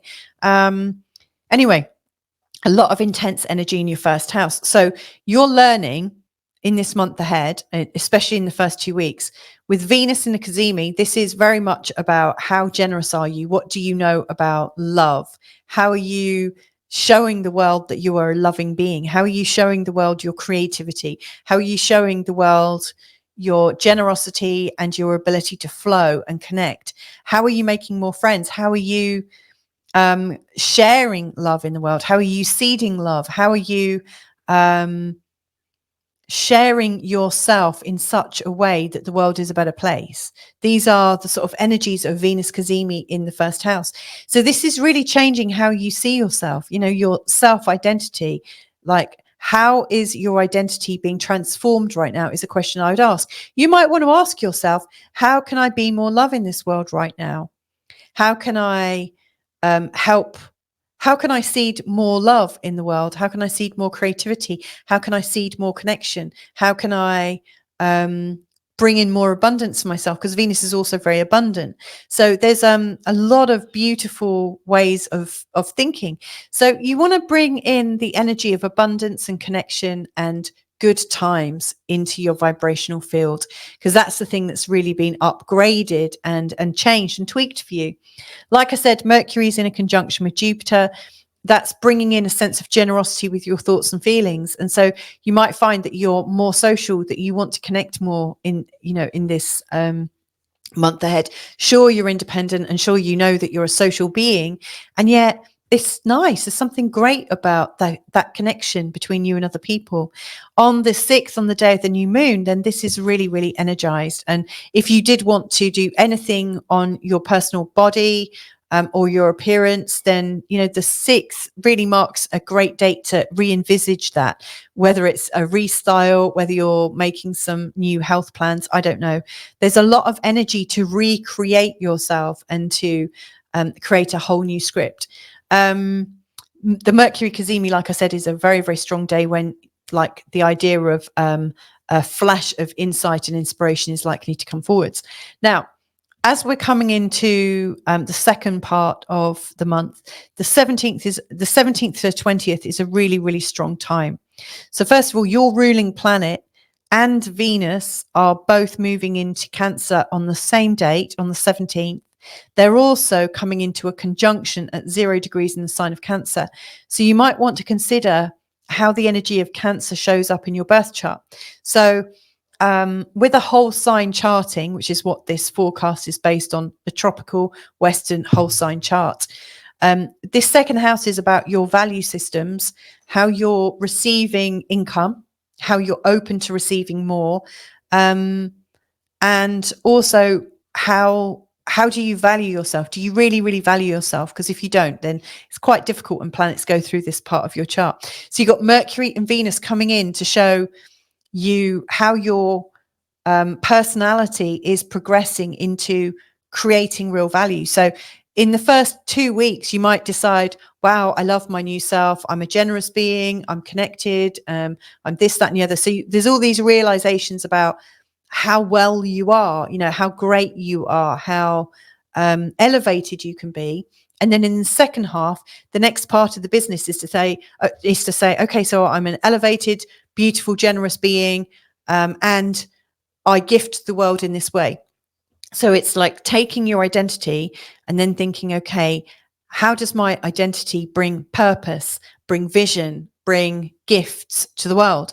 So your next big question is, how can I best gift the world with the energy of me? How can I let the gift of me being here, the gift of me being born, how does that come about in the world? And how can I do it more? So these are very, very big questions. Now, the 0 degrees of Cancer energy is about creating a stronger stability, because, Cancer is the fourth sign. It's very much associated with how we are feeling more grounded, more secure, like we all belong to each other. So there's a lot to do with belonging. So you might also think to yourself, how can I gift the world in such a way that I feel more secure, that I feel like I belong here, and that I get paid in such a way that I feel, I feel that sense of deep satisfaction, which is a real intense need for people with a second house in the sign of Cancer. And then during this time, Venus and Mercury are also in a square to Neptune. I spoke about this in part 1 in week 3. That's quite an important section. You might look at where you've deceived yourself a little bit. Neptune right now in your chart is playing out in the 10th house, which is like showing you that maybe some of the ways you've done your career and some of the ideas you've had about your career have been based on illusions or based on untruths. So you might have held this idea as to what your career represented, only to find out at this time in this month that, wow, that premise that I did my career with was based on something that's not true. And I now see it. So maybe your truth about your career and your outward being has changed. That's also a possibility. So I really see that in the second part of the month, all of your previous beliefs about yourself, who you are, what you're doing, and why you're doing it, your beliefs are changing. And so you may well find that, I'm a different person, and you recognize it now. And then that has some kind of extra meaning.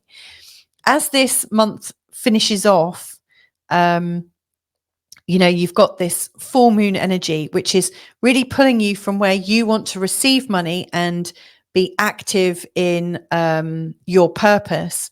And then you've got the energy of other people trying to control your money or control you with their money and control you with their views of how they see you. So it's really important that you're also able to separate what's not really from you. So you might ask yourself, if you're trying to value yourself and you're thinking about the value you bring and the purpose that you've got in life, you might, if you hear something to the contrary that feels a little bit difficult, you might ask, well, who does that view belong to? Where did that expectation come from? Where did that money come from? There is a feeling that the stuff that's coming from other people from outside of yourself is maybe controlling you, and maybe is fueling a bit of deception in what you believe to be your career. So you might also ask, where am I being controlled in my career because of a false belief about what it is that I do? So to me, it feels like there's a lot of uncovery and discovery about how you're earning money, but also how that ties into other aspects outside of yourself.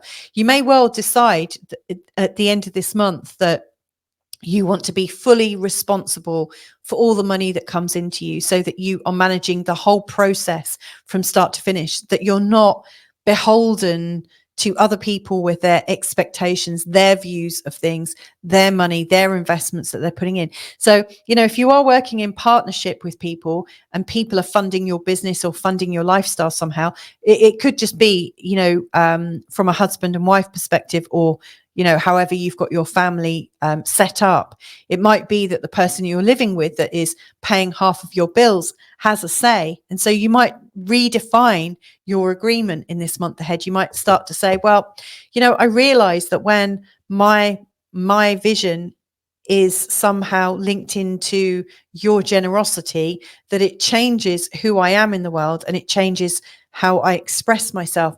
So there's a lot of really big things coming up for you. Suffice to say, at the end of this month, I think you really will have thought about your entire offering and how you can free yourself so that you really feel that the purpose that you're here to do is completely in your control. So there you go. I hope that's helpful for you, Gemini Ascendant. This is I think a phenomenal month ahead where you're really discovering a lot about yourself, why you're here at this exact time. Now, if you'd like to explore that up close and personal in a session with me, then please do feel free to. All of my details are just below in the comments, in the description. But however this month goes for you, I hope it goes really beautifully. Lots of love to you. Bye for now. And on to Cancer. So Cancer Ascendant, let's have a look at what's likely to be kind of kicking off as we go into June. And obviously I'm actually recording this on the 2nd of June. I'm actually running a bit late myself. Okay, hi Cancer Ascendant. This is your forecast for June. Now, when I was looking at the overall June flow of planetary energy in part 1, which, if you want to know more about, it's broken down on a week by week basis. One of the things that really occurred to me was the fact that there's this like June quickening, and really I should call it the Gemini quickening, because there's a lot of stuff going on in Gemini. So we've got, for instance, we've got stuff going on at 2 degrees right the way through to 24 degrees with these interesting placements. So on the 3rd and the 3rd to the 5th and exact on the 4th, we've got the Venus cazimi at 14 degrees. On the 4th as well, we've got Mercury in a conjunction with Jupiter at 2 degrees. So the 4th is a very, very special day. Followed on a couple of days later on the 6th by the new moon. And the new moon, we've got the sun, the moon, Venus, Mercury, and Jupiter all together. And then Uranus just a little bit further away. But essentially part of like a daisy chain of tightly linked energy from one planet to another, to another, to another. And really, really highlighting this part of your chart. So essentially, when I think about June for you, Cancer Ascendant, I would say that the 12th house of experience, which is all about your unconscious mind, all about how you're reviewing old patterns, how you're supercharging your intuitive, your psychic, your known, that you're making the unknown known in this month. Isn't that kind of interesting? So, let's just think about like, what does the unknown represent? What does the 12th house typically represent? Well, it's that place where we come undone. It's that place where maybe we've ignored it for a lot of our lives. And it's that part that we don't like to look under the carpet under, like it's where we put all of our stuff. We sweep it under the rug. And so in this month ahead, you're kind of lifting back the rug to see what's going on, to see what's lurking there. And what you might find is it's not all as traumatic as you're expecting. There's some good stuff that maybe you weren't quite ready to deal with in the past, but you really are now. So it does also represent opportunities, a new insight, new intel. I really do go with the idea that often we move things to the side or hide them because we're just not ready for them.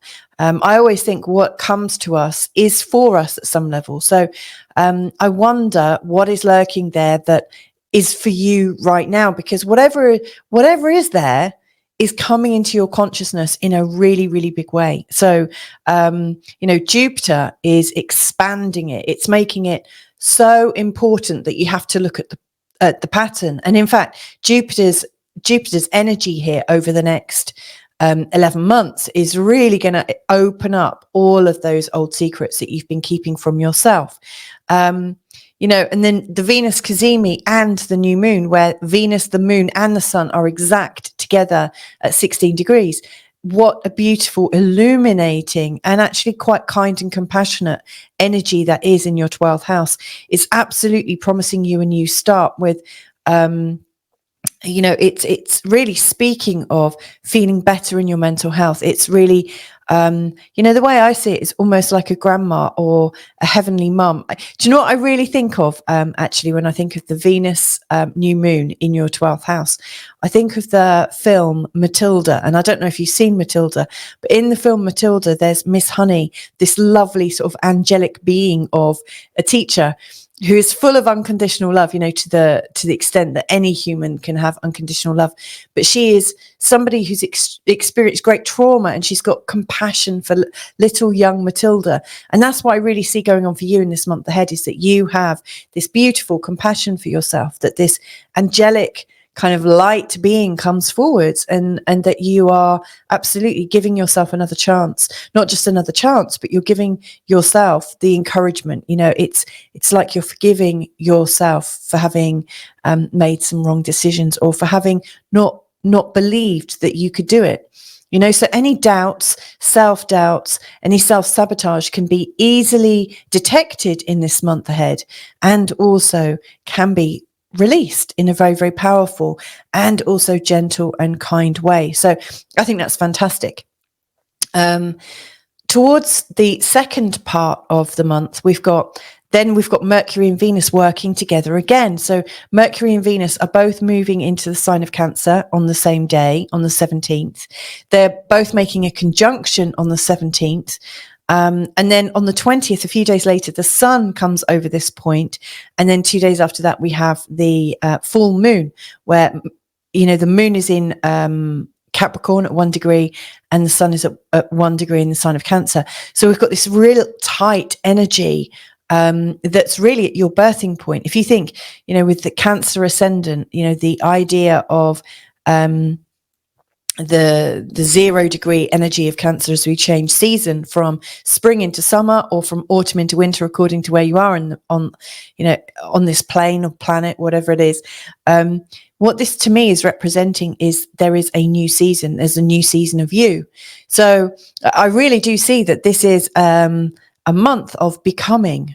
You're first of all, in the first 2 weeks, really understanding what has led you to where you are, what you've hidden from, what you can no longer hide from, and some of the implications of the hiding, maybe some of the costs, like what does it actually cost you to hold yourself back?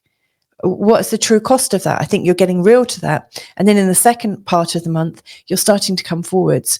So whatever it's cost you, you're not going to accept those charges anymore. You're going to move forwards. And this is a really, really special thing. Now, towards the end of the month, in the last week, we have also got this T-square. It starts off really as a square.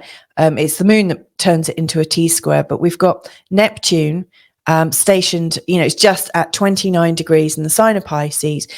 And as Mercury and Venus head into the sign of Cancer, they go exactly into a square to Neptune. And then later on, the sun does the same.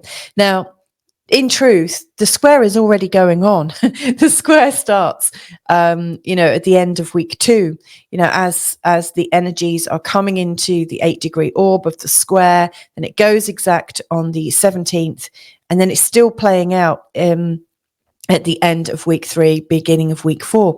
So the square to Neptune is really bringing up where we've lied to ourselves, where we've and also where life has been lying, and maybe where we've swallowed the lies and not really seen things. I think it's going to get quite interesting.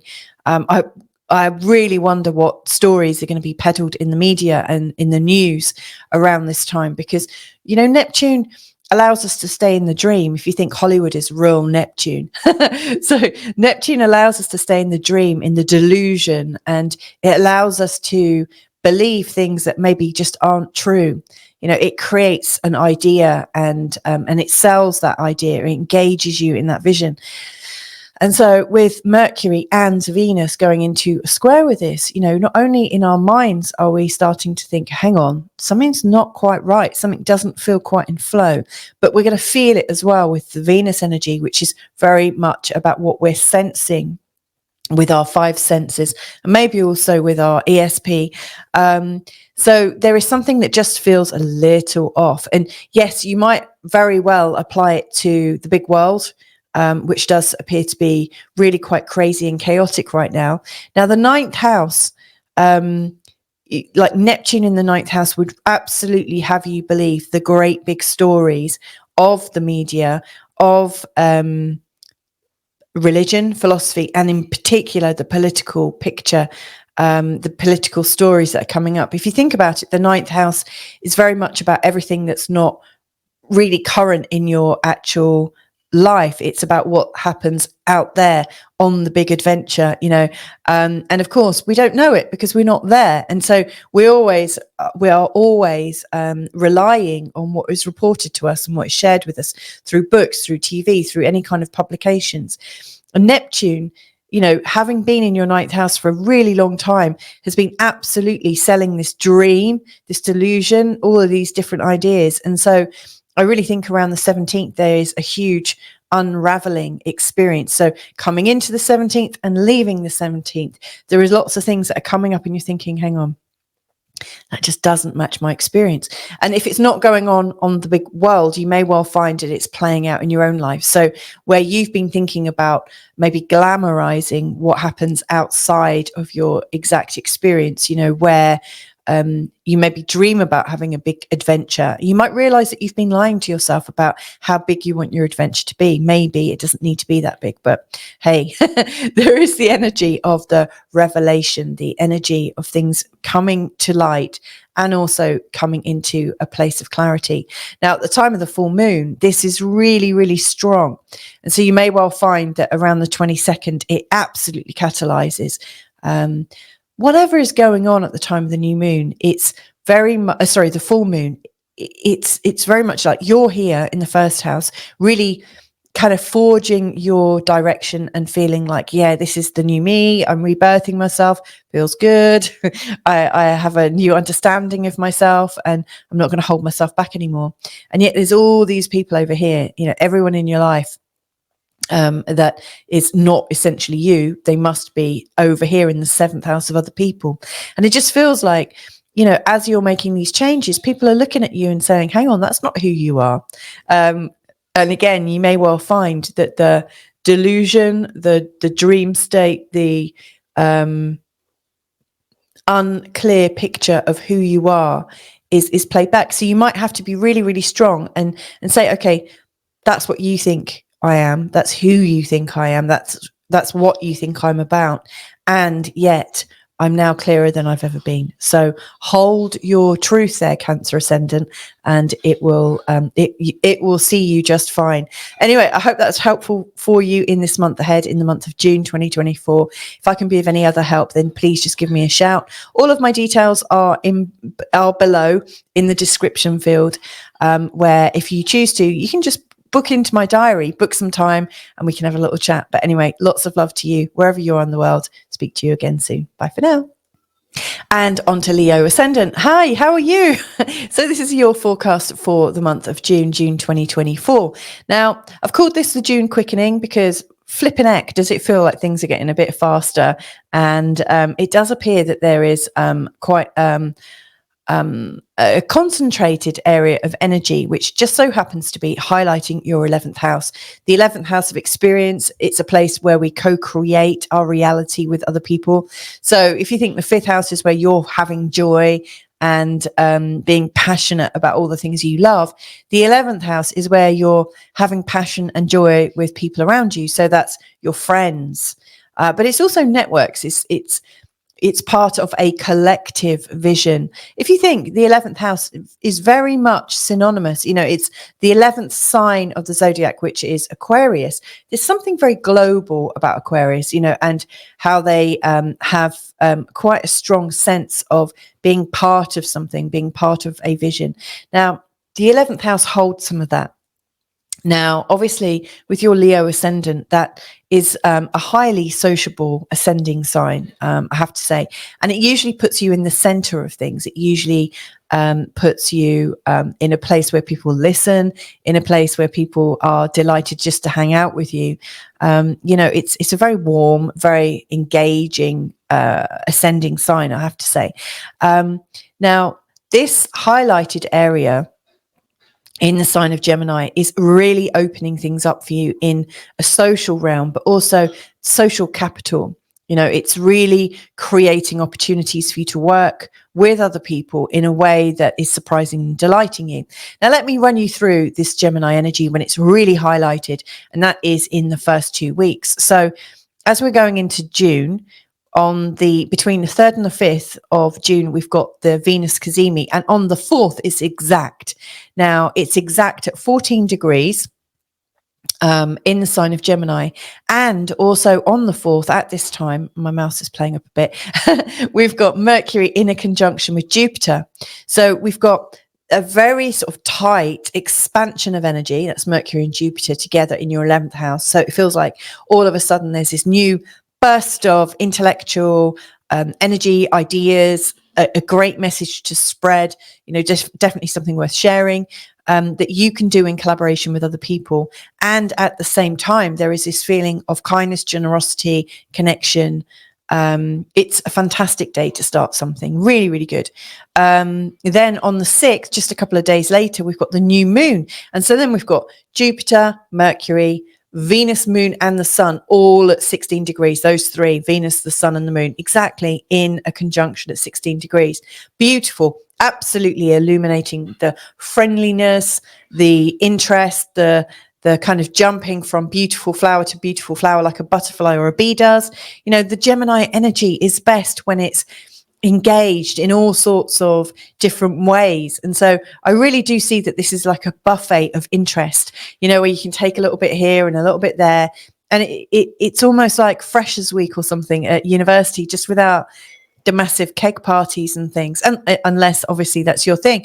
Now, towards the end of this 2-week period, we've also then got the Mercury cazimi in its own sign. If you want to know more about that, then please do check out my Mercury cazimi video, which I did a couple of months ago, maybe 3 months ago, looking at all 6 cazimis, all Mercury cazimis this year, just to sort of give you a layout as to what's firing up at this particular time. But yeah, suffice to say, it's a very exciting, very open, very liberating feeling for you, Leo Ascendant. Now, as we go into the second half of this month, there's some very strong draws of your energy. So first of all, Mercury and Venus are working together once again. So they're working together to really bring out the Gemini energy, and then they're coming together in a very sort of purposeful way to dial it down a little bit, dial it inwards to really bring it back to you. So first of all, we've got Mercury and Venus, both of them going into the sign of Cancer at 0 degrees, the sign of Cancer, on the 17th. Not only that, but they actually go into a conjunction at that time, really setting off a new feeling of gentle connection with people and kind connection with people. And so it's setting off a very interesting new social cycle for you, which is absolutely centered around the 12th house. And the 12th house is obviously all about your intuition. So could this be that you've got this new gentle like highway of intuitive information streaming into you from another source? Is it a source outside of yourself? Is it you talking to yourself? Whatever it is, it feels like an old friend is there to absolutely help you hear what you need to hear right now. Now, as Venus and Mercury do that, you'll see this is the unknown planet. I actually didn't put it in here, even though I've put it on the chart. Now, it's kind of funny because it's Neptune in Pisces, which is essentially a planet that we almost can't articulate. We can't really see it. It's very difficult to articulate. Neptune is that planet that kind of is a bit unseen, and it's often the illusion that we can't quite see. And in the 29th degree of Pisces, Neptune is almost vanishing. It's dissolving. It's completely disappearing. And so, this to me, this square that Venus and Mercury are going into on the 17th with Neptune is really showing you that there are some old disappearing habits, some old disappearing judgments that really could do with doing one, like getting out of your life.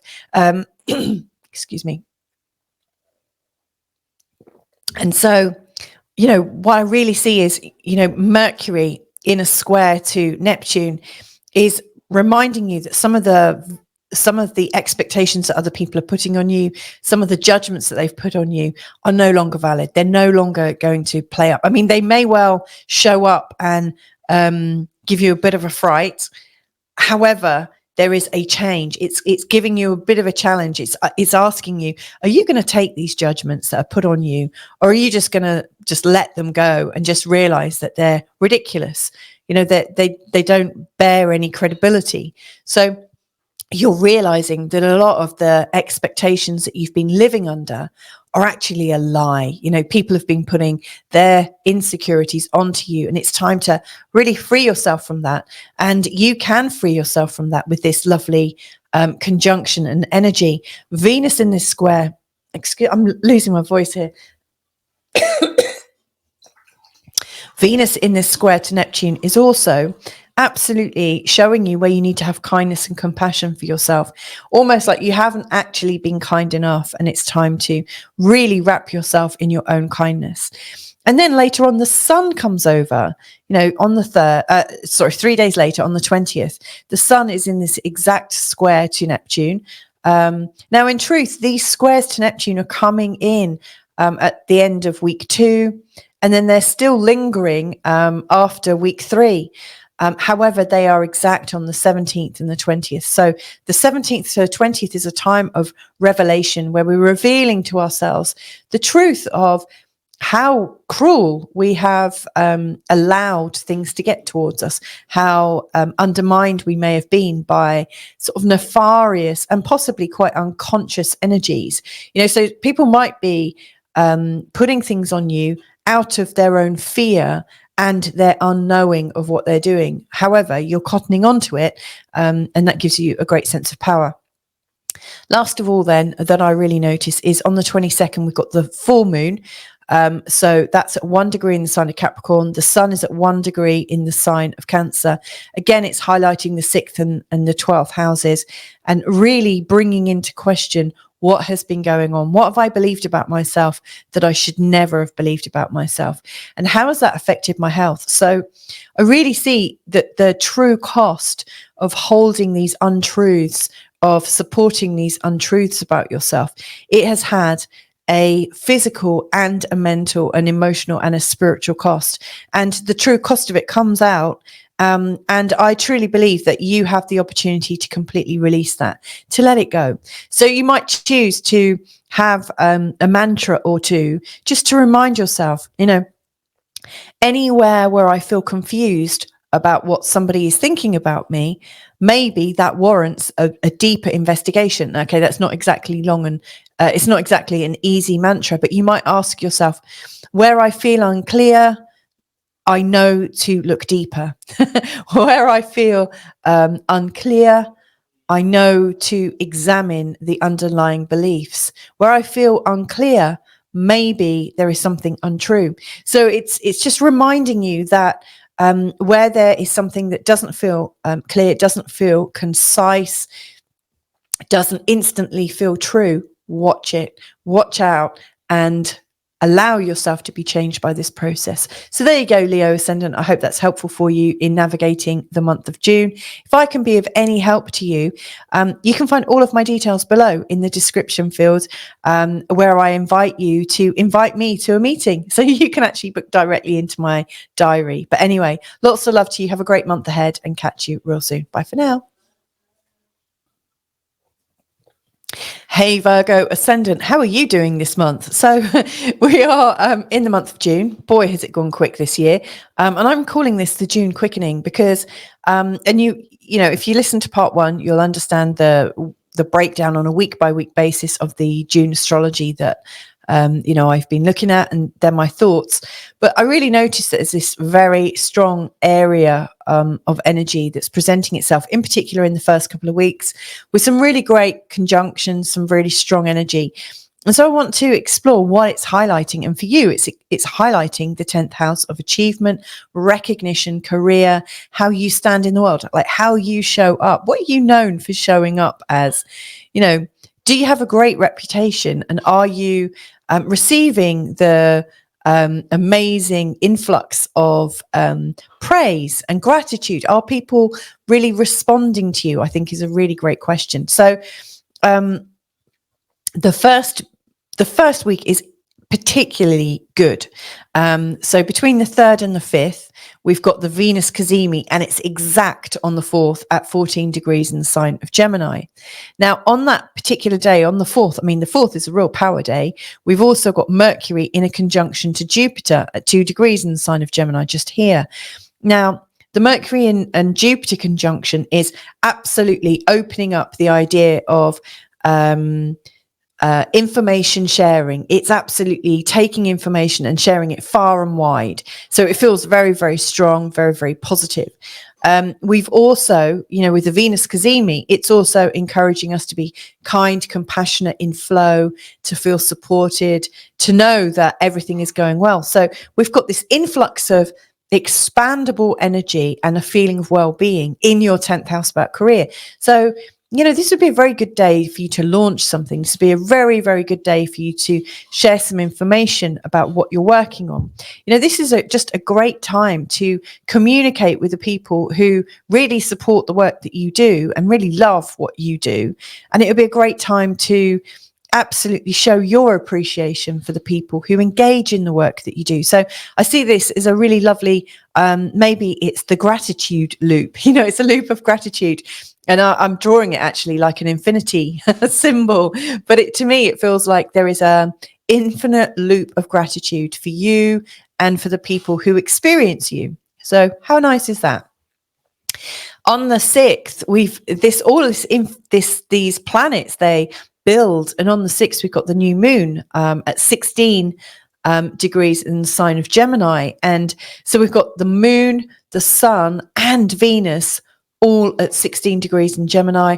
Then we've also got Mercury and Jupiter. And actually on the tail end, we've got Uranus just here, sort of starting it all moving. The planetary energy goes from one planet to another, to another, to another, to another. So it's like this, almost like a daisy chain of inspiration that I really see, highlighting and lighting up your 10th house of success and maturing into a successful version of yourself. Lovely.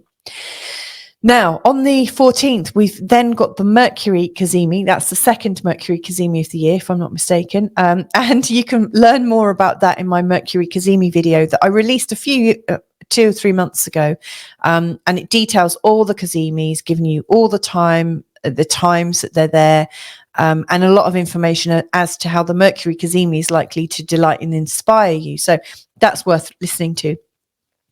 Then we come into the second part of June, and that's when things get a little bit more interesting. So, the switch from Gemini energy to Cancer energy is like the turning of the clock or the turning of a wheel.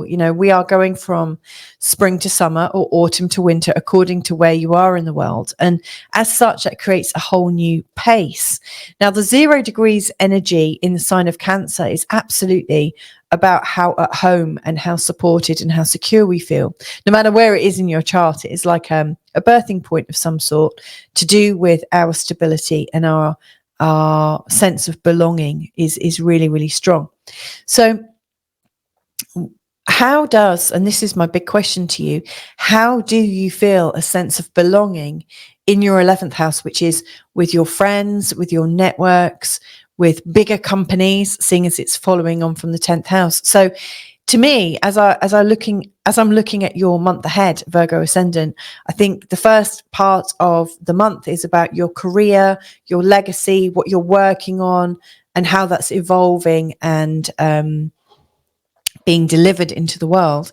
And then the second part of it has more to do with your co-conspirators, your co-collaborators, the people within your working networks, the people within your friendship circles, and how they all fit together. There's a lot more emphasis on the people that are helping you to get greater, and the people that are helping to share what it is that makes you so fantastic. So this is a really interesting little twist. It's like you're working on yourself and your message, and then you're taking it out to be shared and celebrated.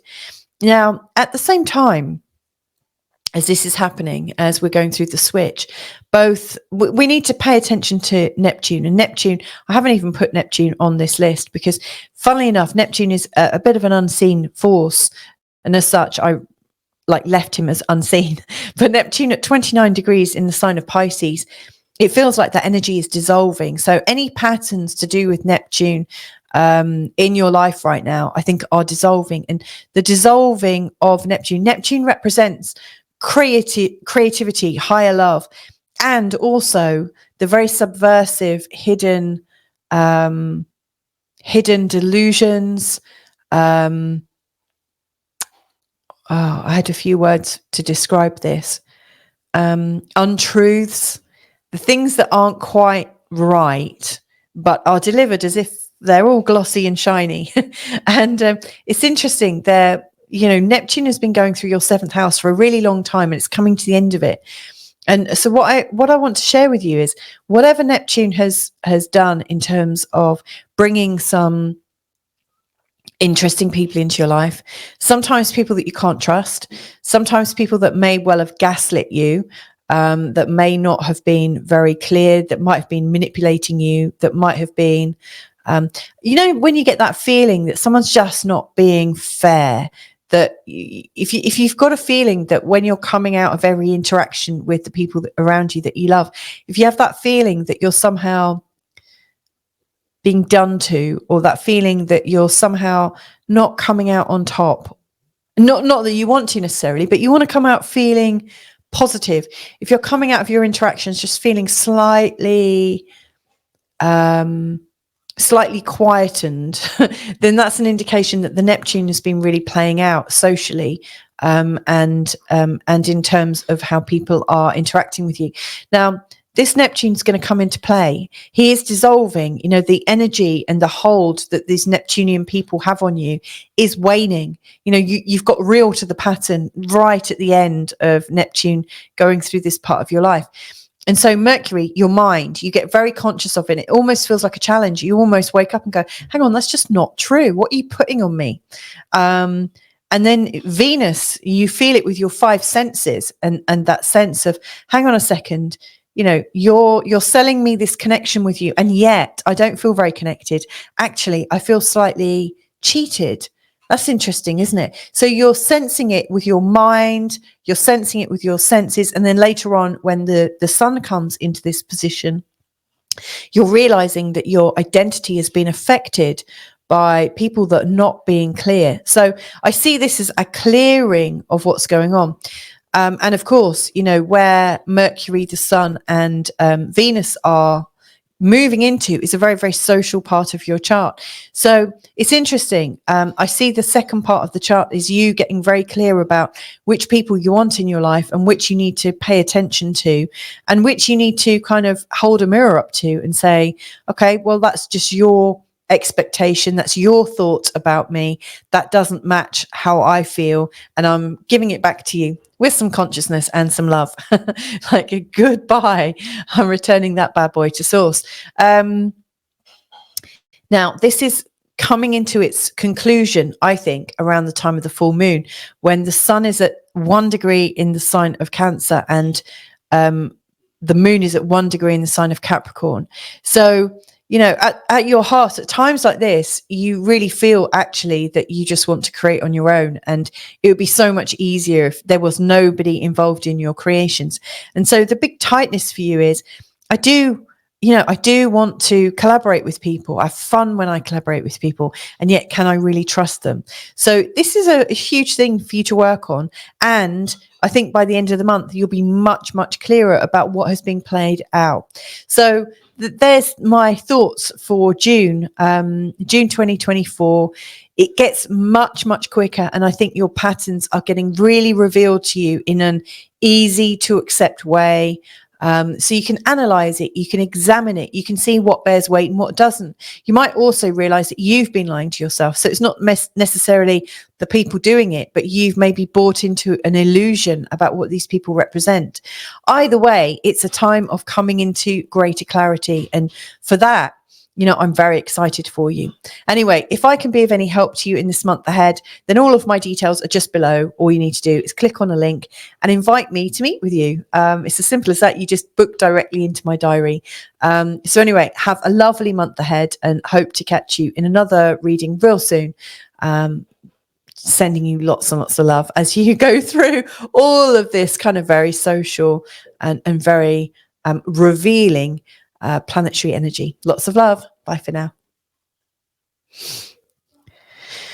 Okay, so on to Libra. So Libra ascendant, what have we got in store for you in June? Well, this is interesting, isn't it? Because I'm calling this the June quickening, because it does appear that there's a lot of planetary energy in one part of your chart that's really, really lighting up. And for you, I'm very excited for you because it's lighting up your 9th house after, let's face it, quite a bumpy start to this year. There's been a lot of challenges to you, especially with the North Node going through the sign of Aries and the South Node going through the sign of Libra. Won't you be pleased when that changes and takes off some of the real intense feelings that have been going on? Boy. So I think this 9th house energy in the month of June is really, really beneficial for you, especially seeing as it's another air sign. Your Libra ascendant is very, very airy. It's very communicative. It's very much about sharing. And I think a very sort of balanced and generous heart. And then all this June energy in the sign of Gemini in your 9th house is absolutely bringing out the best in you. So that's great. So what is going on in June? Well, I've kind of separated it into two halves. Really what I see in the first 2 weeks is this absolutely expanding.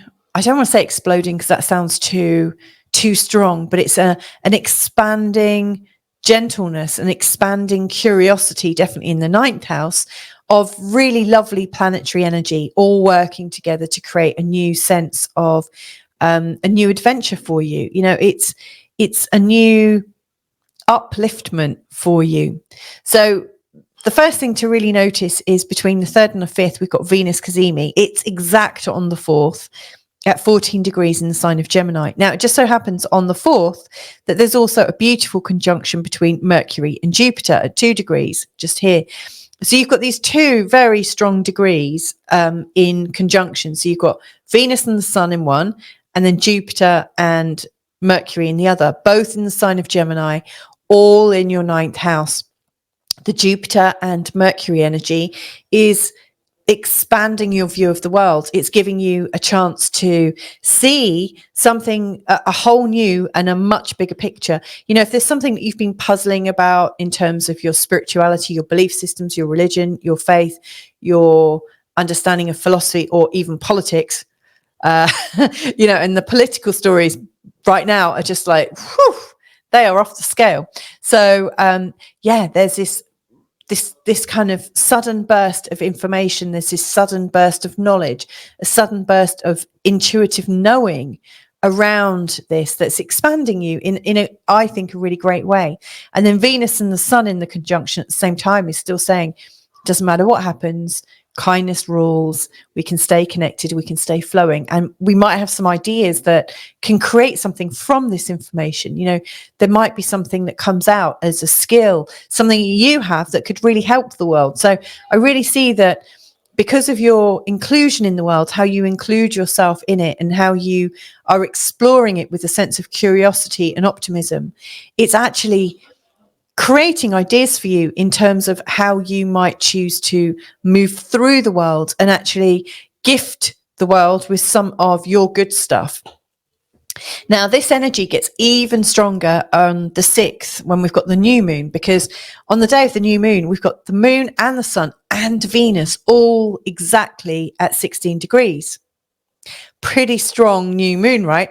So, like the energy of Venus, which is obviously about love, flow, connection, and well-being, is absolutely coming together with the sun and the moon, giving us a beautiful new start. So any kind of intention work that you can do to tune into the feeling of a beautiful new start, of generosity and tolerance, and acceptance and inclusion, My good friend Sarah says, if you are, hang on, let me just get this right. When you don't include yourself, the world doesn't include you. But when you start to include yourself, when you start to put yourself into the equation, all of a sudden life does that to you. People start remembering you. So I see this as a beautiful new start where you're including yourself. You're including yourself because you are important. You're not like Billy No Mates on the outside. You are absolutely important. So I see this as a new start of including yourself and being curious about what might happen when you do that. Like, it's almost like I wonder what will happen if I put my needs first and look at experiencing this from a very internal and very beautiful and very personal place. Wow, how good is that? I've just been brought some freshly made orange juice and coffee as well. Oh, living the dream. Cheers. Oh. We are so lucky where we live in Portugal. We get a steady stream of huge, beautiful, bright oranges. Oh my God, that's so good. So yeah, I wonder how great your life is going to be when you include yourself, because A, you're important, but B, because you're curious about how much more fun you can have on your adventure.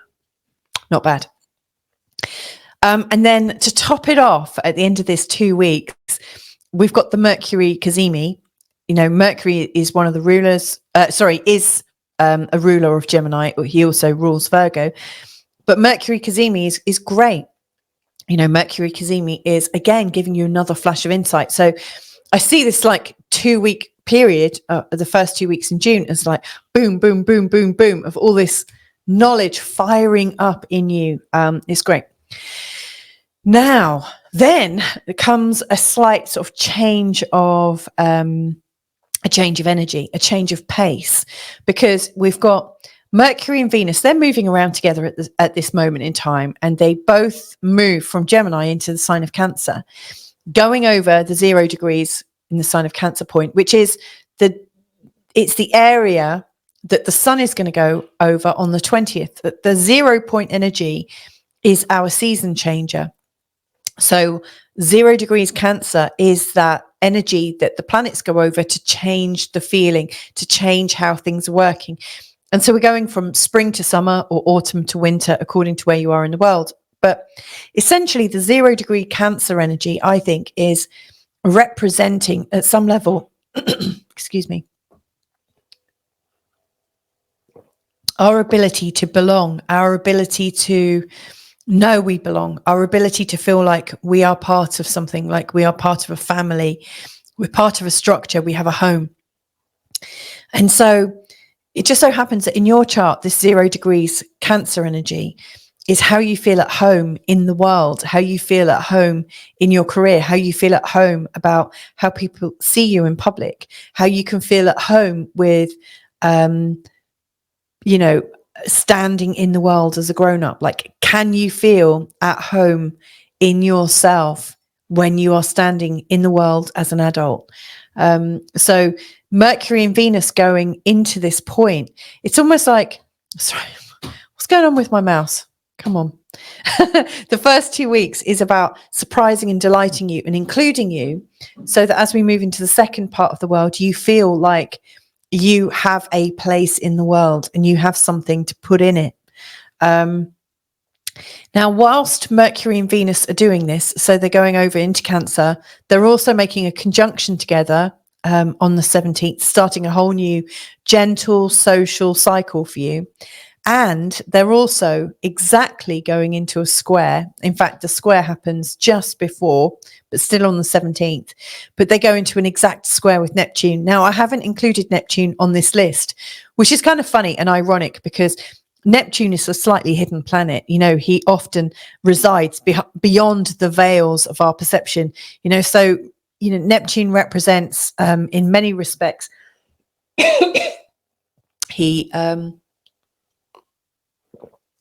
he represents what we can't see in the world, what we can sense, but we can't put our finger on.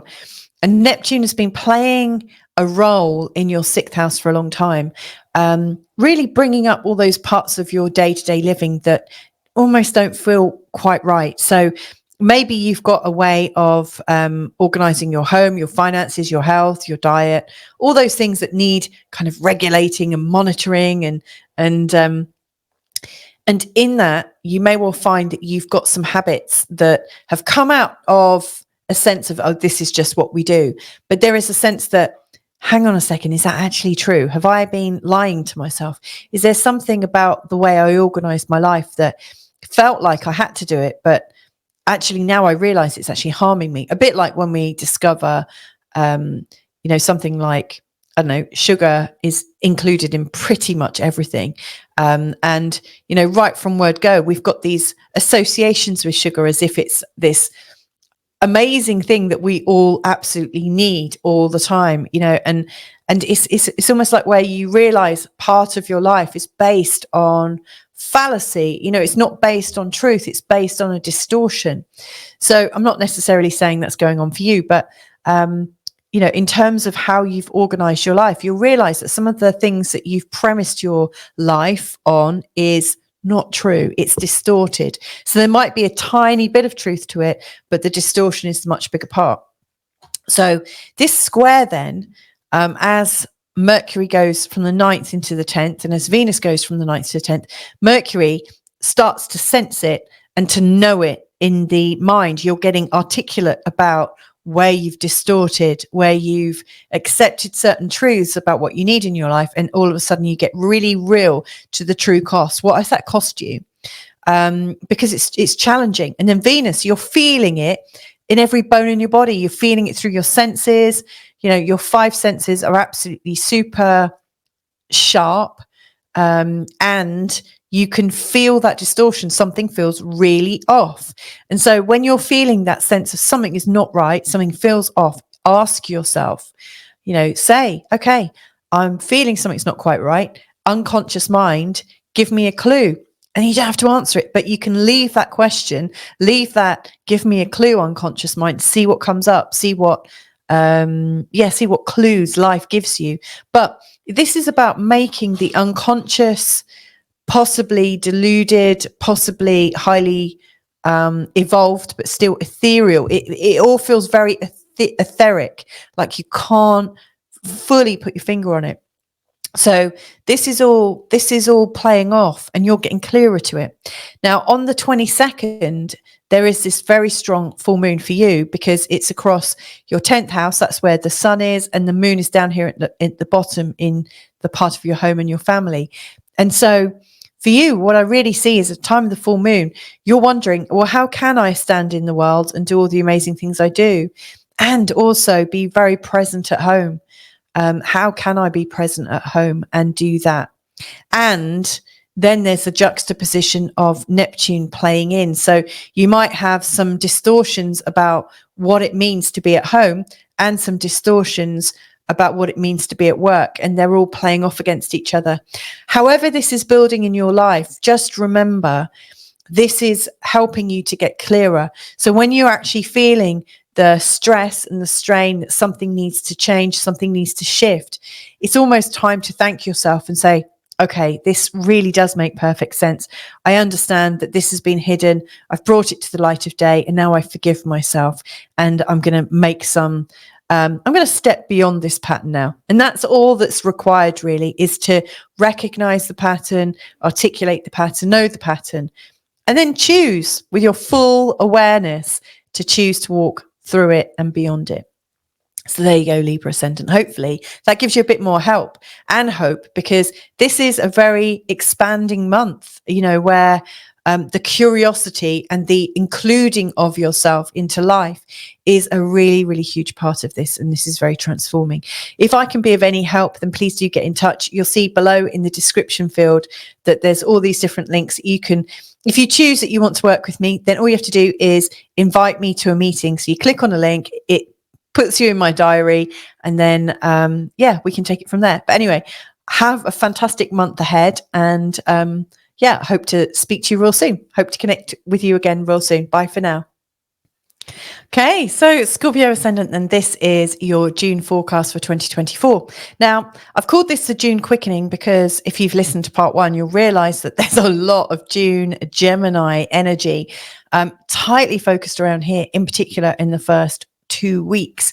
So I've kind of split this up into the 2 different weeks. It's really week 1 and 2, and then week 3, and then week 4, I think, is absolutely kind of basking in the aftermath of energy. And by aftermath, I don't mean to make it sound dismal or anything like that, but there's a lot of interesting patterns going on this month for you guys. So I say you guys, I'm one of you, so let's explore what's going on. So the first thing to understand is the bulk of the energy that's showing up in this month ahead is absolutely highlighting the 8th house of experience for you. So the 8th house is all about those places where the inner psychology and the workings of life are explored. So it's that part of transformation. So it's the birth, the growing, the transforming, the rising up, and then the slow decline, and then the rebirth. So it's like, where are you right now in terms of transformation with all of your projects? Are you killing off some things? Are you birthing some things? To me, it feels like this month is about letting go of certain things, or making the decision to let go of things, and also committing to new things. So it is a cycle of regrowth and change. Now, interestingly, that I'm talking about this like death cycle and a rebirth cycle, because we're also going into a new season. So on the 20th, we've got the June solstice, and as the sun goes from 29 degrees in the sign of Gemini and into 0 degrees of the sign of Cancer, we've got the scene change, from spring to summer, or autumn to winter if you're in the southern hemisphere. So that's interesting too. So there is this feeling of a birth right the way through to death cycle, and a new start, and also the feeling of that scene change mid-month. The 8th house is also a place where the inner psychology takes hold. So if we think about it, we wouldn't even have psychology. We wouldn't have an understanding of psychology and minds and the traps we get into in our mind were it not for the people in our life. So it's because we have people in our life that we get a sense of how we rank, how do we fit in because of other people's values. So I'm going to take it back to the second house. The first house, actually. The first house is everything to do with you. The 7th house is everything to do with everyone else. The second house is your values and your earnings and all the new beginnings that you're starting. It's all to do with you. How are you using your energies? So the 8th house, by comparison, is the values and the money and the resources of everyone else. Now, the second house, in the same way that the second house shows how we value ourselves, the 8th house shows how everyone else values themselves, but also how they also value you. So we get judgments, we get shame, we get blame, we get embarrassment, we get resentment, anger, bitterness. All of these different emotions come from the judgments that people make on each other. So, for instance, if you'd never ever met anybody in your life, which of course is impossible because you're born out of, a mum, every single judgment that you have held in your life has come about through your idea, your moralizing about what is right and wrong that you've put on somebody else. And likewise, all the judgments and expectations that you've lived your life with have come from everybody else's stuff. But newsflash, everybody else's stuff comes from their own insecurities. And so what I see as a biggest potential for you in this month ahead is that you're getting really clear about what is yours and what is not yours. You are kind of diving into the unknown of psychology, the hidden psychology of people, but also your psychology of people. So where are you making those judgments? Worse still is, where are you judging yourself because of what you think other people are thinking? I mean, that's a bit of a bit of a trap, isn't it? You know, we start having these ideas about people because of what we have on other people, you know, so it's a kind of double bind, triple bind, quadruple bind. You know, how bound do you want to be in this month ahead? Which is kind of funny because the 8th house also is about sex. And so it's funny that I'm talking about boundaries and being bound and kind of tied up in knots and stuff, because that can definitely come into the 8th house. So, you know, sexuality and sensuality, you know, sex, all those unmentionable things that we don't normally talk about in, you know, when we first meet somebody. You know, we're always kind of mindful of these deep and meaningful conversations that we don't often like talk with people. You know, it also incorporates tax and the monies that we're owed to people, or the monies that are owed to us. So there's a lot of kind of unspoken, secret, shamey type stuff going on, and salacious things. So yeah, your eighth house emphasis in this month ahead, in particular in the first 2 weeks, is likely to shock you, delight you, grow you. It's going to bring up a lot of material, and because of that, you might be able to let a lot of things go. You might be able to say, okay, I'm done with this pattern now. Really see it, really grateful for it. Maybe grateful is a strong word. Maybe you can get to gratitude later, but it's like, yeah, I see it. I've been participating in this. I now realize that I'm going to step away from this, and my participation is not mandatory. You know, it's my choice. It's my choice where I put my mind. And why not use my mind to help me rather than shoot down other people and also shoot down myself? So a lot of choices ahead in this month. Now, let me talk through some of the planets that are coming into this area, because I think that's really, really helpful. So between the 3rd and the 5th, we've got Venus Cazimi, and it's exact on the 4th at 14 degrees in the sign of Gemini. We've also got on the 4th a lovely, lovely conjunction between Jupiter and Mercury. And so the two of them, the Sun and Venus, and also Jupiter and Mercury, you know, they're in their conjunctions in the sign of Gemini, absolutely emphasizing your 8th house. And what does that mean? Well, it's giving you an influx of information. It's giving you this sudden insight. It's also giving you a sudden compassion, a feeling of magnificence, a feeling of well-being. So what I think you're learning about is not only insightful, but also really helping you forgive yourself and forgive others. It's really helping you to be kind and be generous and to lead from an open heart. I was working in a session just, I think it was just yesterday, in fact, or 2 days ago. And like there was this fantastic phrase that my client used, and I got her permission to say this, by the way.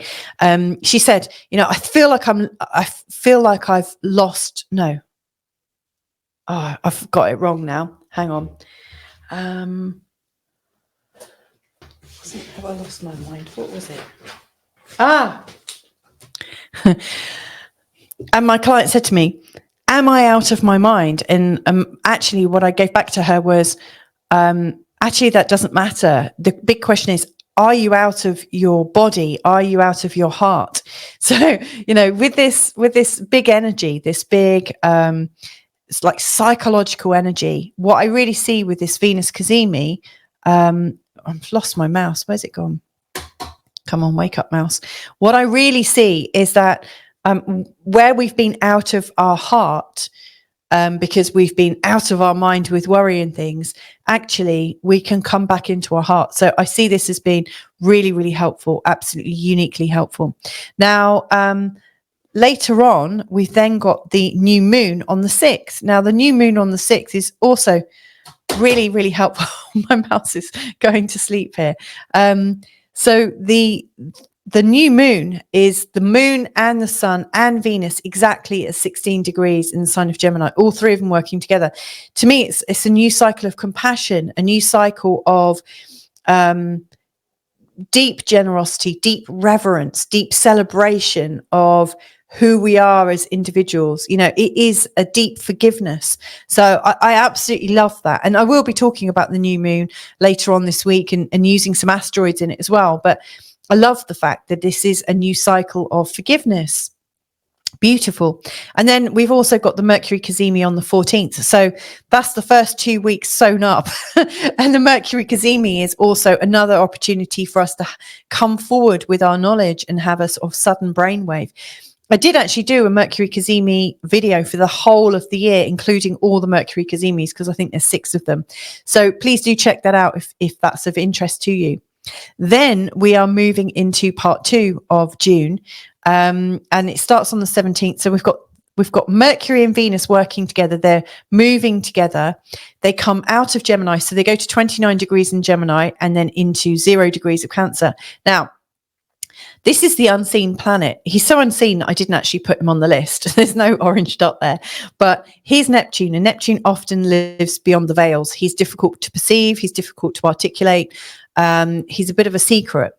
Interesting, right? And right now he's at the last degree of the whole ecliptic. He's at 29 degrees in the sign of Pisces, which is interesting because, again, it's almost like a dissolving degree. It's an area of the deep unknown. It's an area of deep surrender, deep dying, the deep letting go. Like I say, it's dissolving. That whole pattern is dissolving. So what I would say to you is, what patterns are you dissolving right now? Because on the 17th, you've got Mercury and Venus both moving into a square with Neptune. So it's sharply bringing to your attention any old binds that you have that are currently dissolving away. So it's your awareness of what you're letting go of. Now, Mercury brings it to your mind. Venus brings it to your 5 senses and your feelings. And then later on the 20th, we've also got the sun moving into Cancer. And so the sun is also going to go into this square with Neptune. I think my mouse has just given up. I need new batteries. Let me see if I can do a bit of, come on, let's see if I can wake you up. No, it's dead as a doorknob. Okay, so yeah, we've got this dissolving energy that's taking place right now that is really allowing you to move away out of the 8th house, which is the place of transformations. It's the place of the psychology, the place of the shame, blame, guilt, and anger, and the embarrassment that we might have had. All of those things might have held us back, uniquely held us back. You know, we might have felt too shamed, too embarrassed by someone or something to move forwards. We might have allowed our feelings of being made small or being put in a box. We might have allowed those feelings to stop us from pursuing actually what brings us great joy. Now, Neptune in particular is in your 5th house. So the 5th house is about what we're creating, what we're passionate about. It's our children, it's our lovemaking. So you might choose to see that you've had the embarrassments and shames kind of playing out through your children, playing out through your sexual prowess. I mean, that's a terrible thing for a Scorpio ascendant. And also playing out through your passion. So if you're passionate about something and you're really good at doing it, you might have actually felt a little bit too embarrassed to come forwards with it. But this is the pattern that's dissolving right now. It's giving you more compassion for yourself, more confidence to be yourself, which I think is great. The last thing as well, I'm going to, I wish I could point with an actual mouse, but I can't. So the last thing at the bottom of the screen, we've got a pale pink dot in the 3rd house. That's representing the full moon in Capricorn, which is taking place on the 22nd. It's at 1 degree in the sign of Capricorn, in opposition to the bright pink dot in the 9th house at the top of the screen. That's where the sun is and roughly where Venus and Mercury is on the 22nd. That full moon is bringing up the juxtaposition of everything that you know to be true about your great adventure. So, you know, like right now you're wanting to explore an adventure and to get bigger than you've ever got before, because as you're releasing the past and releasing all those negative feelings, the actual consequence of that is you think, great, now I can like dive headlong into what it is that brings me joy. Now I don't have to feel embarrassed. I can absolutely embrace myself. And on the day of the full moon, yes, you're feeling about embracing yourself, but the moon kind of pulls you back into your local community. And then you're in this place where you might very well go back into the judgments of yourself. So as far as I can see, you are being challenged to leave behind the small thinking, leave behind any old historic shames, blames, guilts and angers and resentments and things, and recognize that you are recreating yourself with every breath, every new day, every time you wake up. It is a brand new you. Every moment is a new moment for you to reclaim the adventure in your life and to reclaim the curiosity to be yourself. So that's what I think June is about, Scorpio Ascendant. I hope it's helpful to you to understand that it's all in your power to change. This is a real sort of awakening moment for you, and an awakening month where you can come back to yourself. If this has been helpful, which I hope it has, then I'm very pleased. But if you would like to talk to me on a one-to-one basis, then please feel free to invite me to meet you. Down below in the description field, I've got a series of links so you can decide how you want to meet me, when you want to meet me. Book yourself into my diary, and we can take it from there. But whether I speak to you or not, I absolutely wish you a revelatory and enjoyable month ahead. Lots of love to you. Bye for now.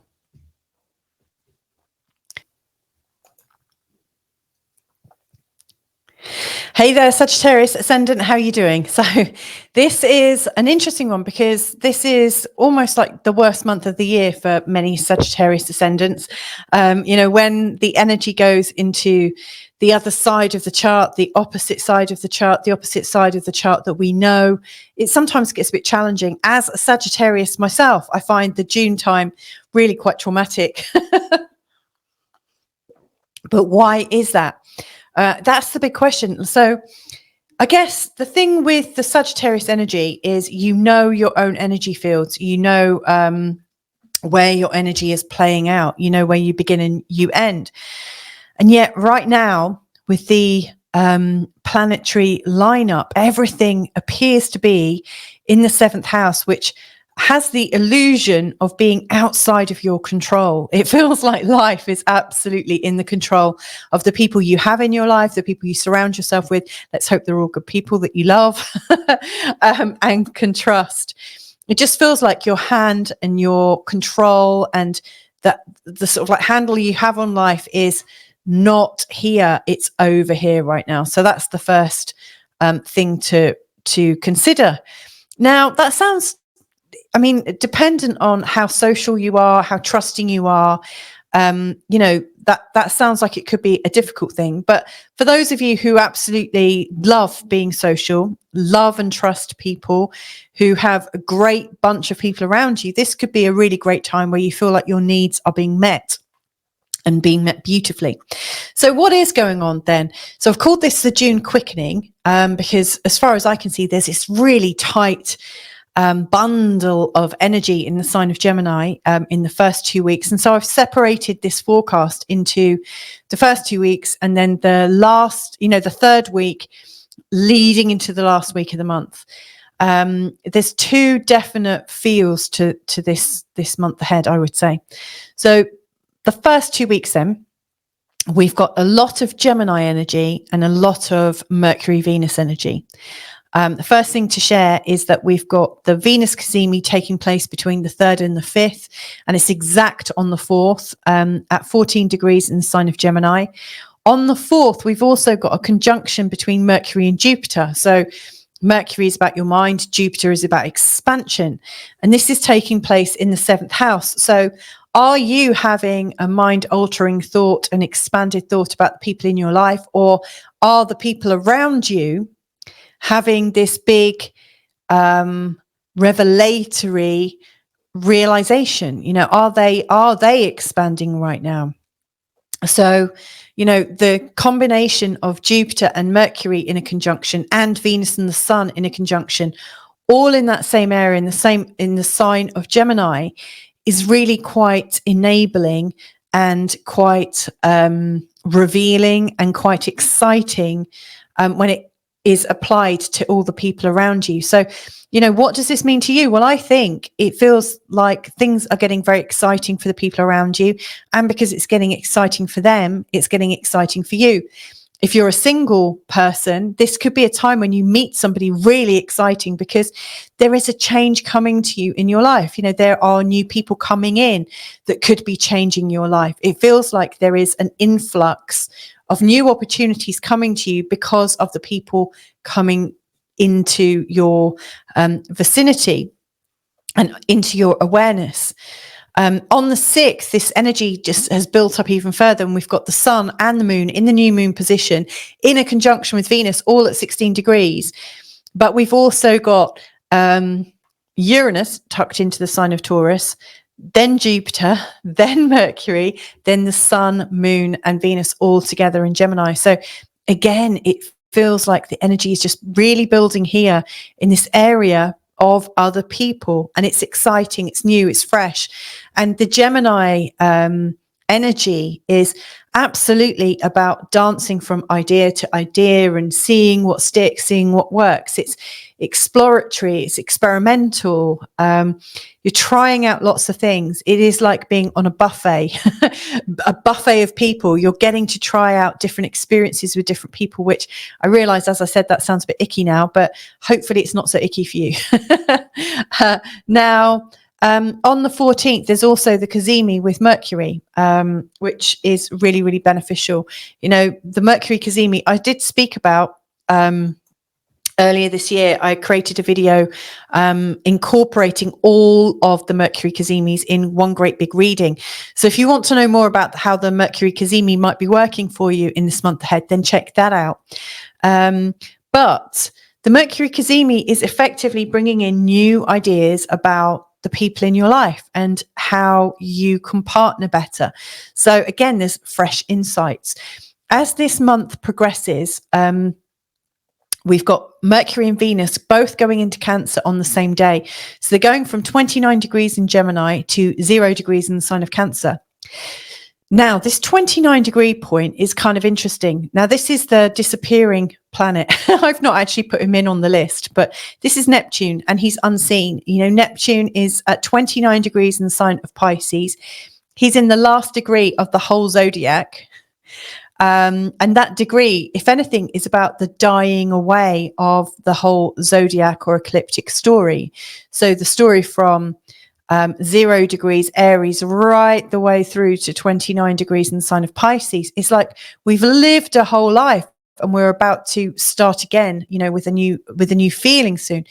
So the Neptune story is disappearing. It's vanishing. It's dissolving. It's coming out of view. And you've got Venus and Mercury in a square challenging Neptune.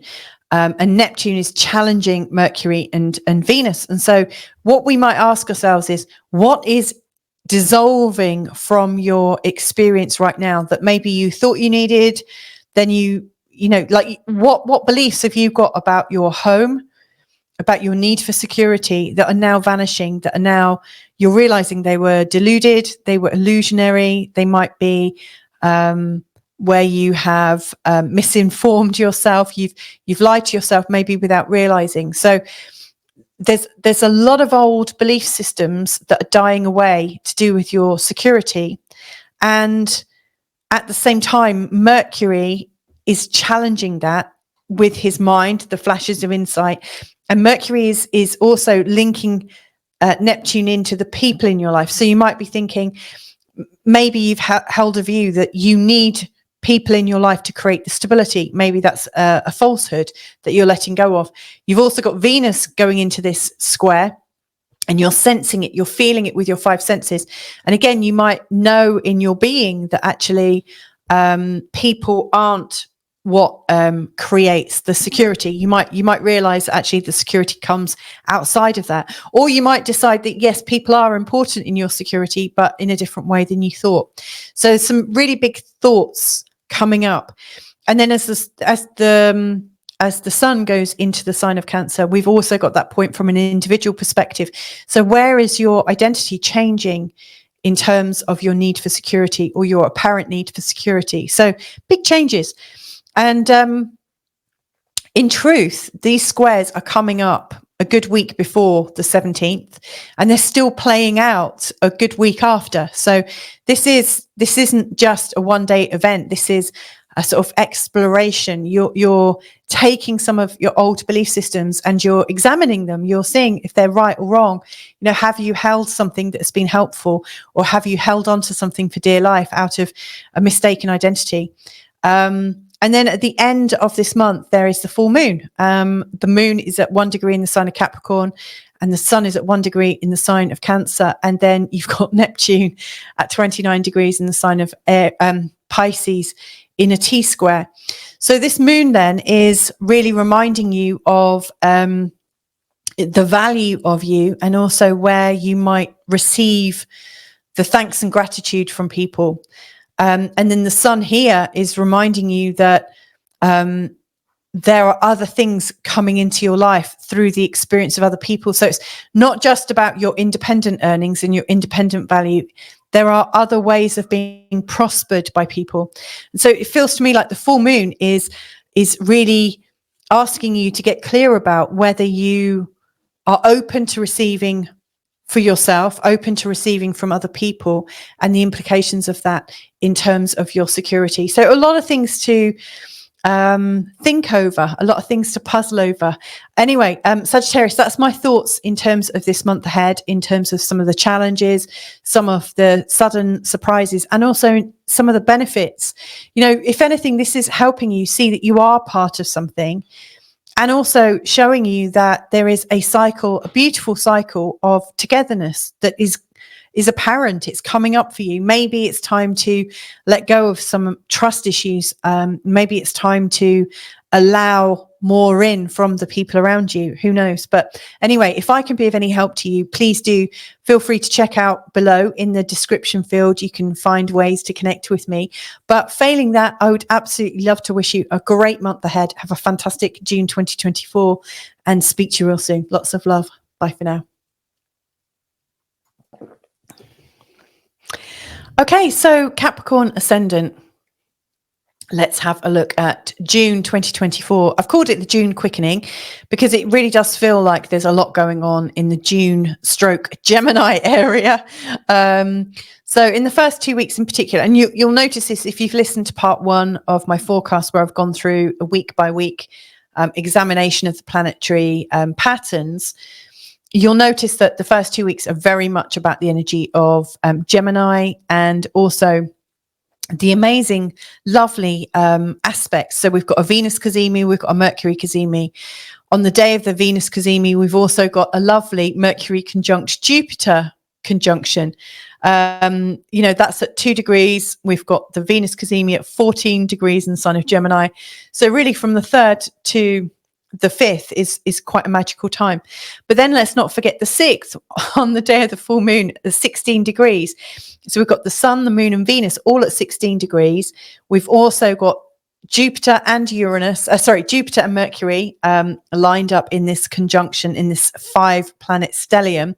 And then Uranus is not too far behind in the sign of Taurus.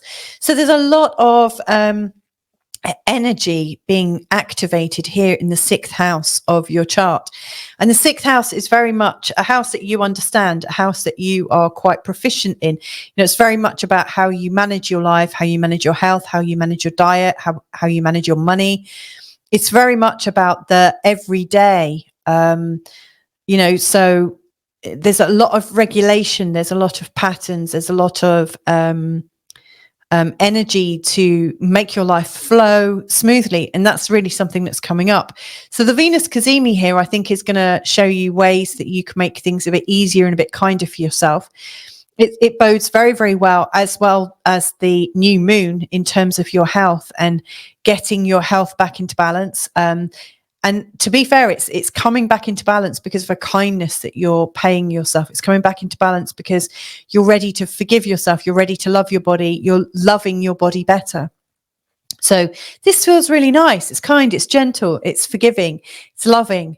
And so I do see that in this month ahead, in particular in the first 2 weeks, there is this new impetus to bring in a sense of how you can lovingly work your life. So you don't want to make it punishing. Like, how would that help you? So I'm seeing that you're actually easing into it or easing out of it a little bit. You're easing out of the severity of it. You're not making the organization of your life a massive punishment.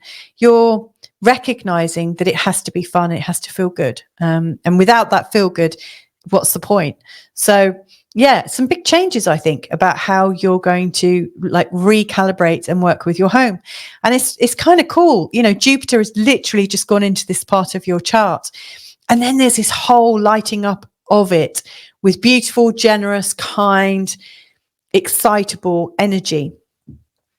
Now, to top off this first 2 weeks, there's the 14th. On the 14th, we've got the Mercury Cazimi. Now, I recorded something a couple of months ago about all 6 Cazimis, and in the sign of, with the planet Mercury. And I detailed how they were going to like play out in your life and how they were going to absolutely be manifested in a beautiful way. So I see this as being really, really helpful. Okay, so after the first 2 weeks, there's the energy of Mercury and Venus moving to 29 degrees in the sign of Gemini and then to 0 degrees in the sign of Cancer. Now, 0 degrees in the sign of Cancer is one of those 0-point angles. It represents the solstice. It represents the June solstice. The 0 degrees of Cancer is very much about the sense of belonging. Do we feel like we belong? Do we feel like we're at home? Do we feel like we are secure? You know, these are very much the energies of the angle of the 4th house that I see. And so in many respects, we're moving from this place of the managing of our life and how that flows and everything. But then as your Mercury and Venus are moving into the 7th house, you're wondering if you are secure enough. As they move into the 7th house, the focus turns to the people in your life. And so between what you've organized in your life and then the people coming in, there's that point of, am I secure? Is this lasting? Do I belong here? You know, so these thoughts are being triggered by Neptune in the sign of Pisces at 29 degrees in a square. So we've got Mercury going into a square with Neptune. We've got Venus going into a square with Neptune. We've later got the Sun going into a square with Neptune. Now, in truth, they're already in a square to Neptune from midway through the 2nd week, and they will be in a square beyond the exact moment, you know, so they're going to still be in a square in week 4. But the square energy with Neptune is interesting. Neptune's at 29 degrees in the sign of Pisces. It's the last degree of the ecliptic. It starts at 0 degrees in the sign of Aries, goes all the way around. So Neptune is right at the end of the story. In many respects, Neptune is representing the disappearing story, that there is a part of our life that is just disappearing. It's dematerializing, it's demanifesting, it's dissolving. And so I wonder what stories you have about Neptune in the 3rd house that are dissolving right now that could actually help you feel more secure, that could actually help you realize that some of your security has been lumped in with this 3rd house. Now, the 3rd house is about the community.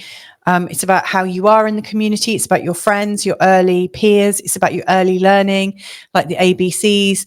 You know, we learn our life. We learn how life is because of our early experiences in our early community here. And so Neptune coming to the end of this is really kind of saying the illusion of your early childhood, your early learning, the kinds of people you have in your life. Maybe that was an illusion. Maybe you're realizing that some of the things that you've had are not quite true. And so as Mercury comes right the way through your 6th house and into the 7th, there's a challenge. You know, you're asking yourself, if something's not true, what's not true? if something is no longer for me, what's not for me. And then Venus, as she comes through, you're realizing it because you're feeling it in your senses with your 5 physical senses. And then as the sun comes through, you're saying, okay, well, what's not true in my identity anymore about what I learned in my early childhood? So interesting. And then the last point I really want to bring out is the full moon. So we've got the moon on 1 degree in the sign of Capricorn, and we've also got the sun at 1 degree in the sign of Cancer in opposition across your ascendant and descendant. The moon here is always in a sensitive place when it crosses the ascendant. You know, we feel a lot more emotional. We feel a lot more exposed. We wear our emotions a lot more on our sleeve. And yet the sun is over here. So it's saying, you know, even if you're feeling these things really personally, actually, it's okay to be a lot more objective about our feelings. So there's a lot to balance. There's a lot to consider. And, you know, with both the sun and the moon in a square to Neptune, we are absolutely considering where we've deluded ourselves, where we've betrayed ourselves, and where we have had false ideas about our local environment, our local community, our first bits of knowledge, our context for the way our lives are. So a lot of things to think about in this month ahead, Capricorn. I do think the first part of it is highly focused, and you can find some much kinder ways to manage your life and some much kinder ways to exist and to go forth. And you might also find that some of these new ways bring into question your old practices. And so if anything, this whole month of June is about renewing and refreshing and re-envisaging and enlightening, you know, like lightening up your life in such a way that any of the darkness that you have founded your life on, or any slightly hidden things that, you know, have underpinned your life, you're able to clear those out. You're able to sweep those away. So I hope that's helpful to you. If you would like to work with me on a personal basis, then if you just go down into the description field, you'll find links to be able to invite me to work with you. So there you go. Anyway, I hope you have a great June month in 2024, Capricorn ascendant, and I look forward to catching up with you next month. Bye for now.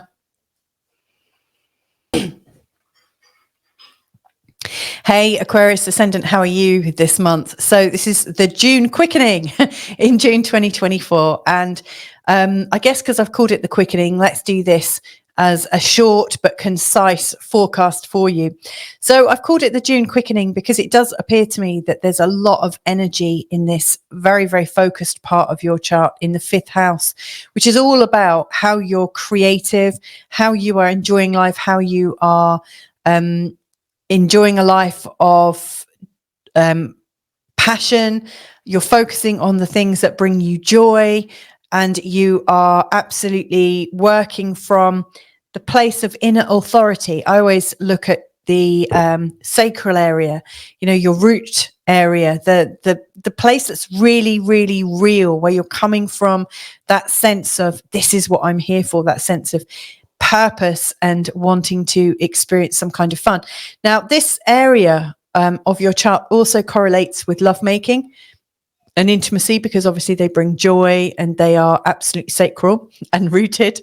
It also includes our children, because they are something that we put a lot of love and time and attention to bring the children in. It also includes all of our passions, those things that come from our being. You know, there is something about us that wants to create. So I do think the 5th house is about self-creation, and like, what are we creating in the world, and how are we doing it from a place of joy and satisfaction. Now, in this first 2 weeks, we've got a load of really lovely aspects which are lightening up this creative part of your chart. So between the 3rd and the 5th, we've got the Venus cazimi here at 14 degrees. It's exact on the 4th. In fact, the 4th is a very magical day. And also on that day, we've got Mercury in a conjunction with Jupiter just here at 2 degrees in the sign of Gemini. So there's 2 very powerful conjunctions in the sign of Gemini, in your 5th house, lighting it up. So Mercury in a conjunction with Jupiter is absolutely expanding your thinking. It's giving you a kind of shock idea, a beautiful, magnificent idea that creates well-being. It's like a sudden knowing, and it's exciting. You know, it's possibly an idea that is fast but also quite big, and it could be quite social. It could be really quite interesting to follow up on the threads of how it's all working. And then Venus Cazimi is you know, Venus and the Sun coming together, where love and connection and sharing and generosity and forgiveness and flow all are encompassed. So when you put the two of them together, there could be this really sort of mind-blowing idea that is generous and kind and compassionate, that can absolutely burst forth and prosper you, and also bring you a lot of joy. And then all those energies are still growing. And on the 6th, when we've got the new moon, I mean, how cool is that? You know, we've got the moon and the Sun and Venus together at 16 degrees in the sign of Gemini, absolutely activating this new cycle of compassion, really taking that compassion right the way through your life in a very, very beautiful way. And then on the 14th, a whole week later, we've got the Mercury Cazimi. This is, I think, the second Mercury Cazimi this year. I did a video a couple of months ago about all of the Mercury Cazimis and how they're creating new thought points. They're creating a new thought impetus in your life. And if you want to read, or sorry, not read, but listen into those, please do check that out again. It's, you know, it's creating an upliftment for you. So the first 2 weeks, I think, are going fast and creating upliftment in how you share and experience your joy. Now, as we come to the second part of the month, we've got Venus and Mercury moving again out of the sign of Gemini and into the sign of Cancer, going over the 29-degree Gemini. At that moment, it's going to be in an exact square with Neptune. I haven't put Neptune on this list. He's kind of invisible, which is kind of accurate because, you know, Neptune seems to exist beyond the veils. You know, he lives slightly behind what we can consciously perceive. You know, Neptune represents the illusion, the dream, where we lie to ourselves, where we're creating something so fantastic, but we can't quite see the wood for the trees. And so, you know, where Neptune has been in your second house, which is in the place of how you value yourself and also how you allow yourself to receive, there have probably been some parts to how you value yourself that just not true, just aren't really playing out in experience. And so I see that as Neptune's at 29 degrees in the sign of Pisces, it's the last degree in the whole of the zodiac, because then the whole zodiac, the ecliptic, starts again at 0 degrees in the sign of Aries. So Neptune's at a dissolving point. You know, it is dissolving out of view.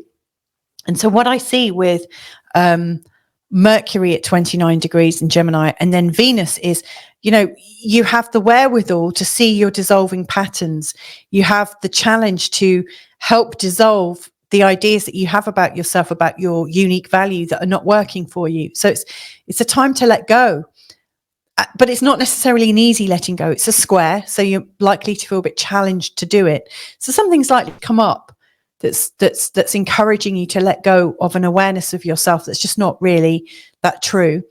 And then Venus, you feel it, you know, with all of your 5 senses. You just know it's not true.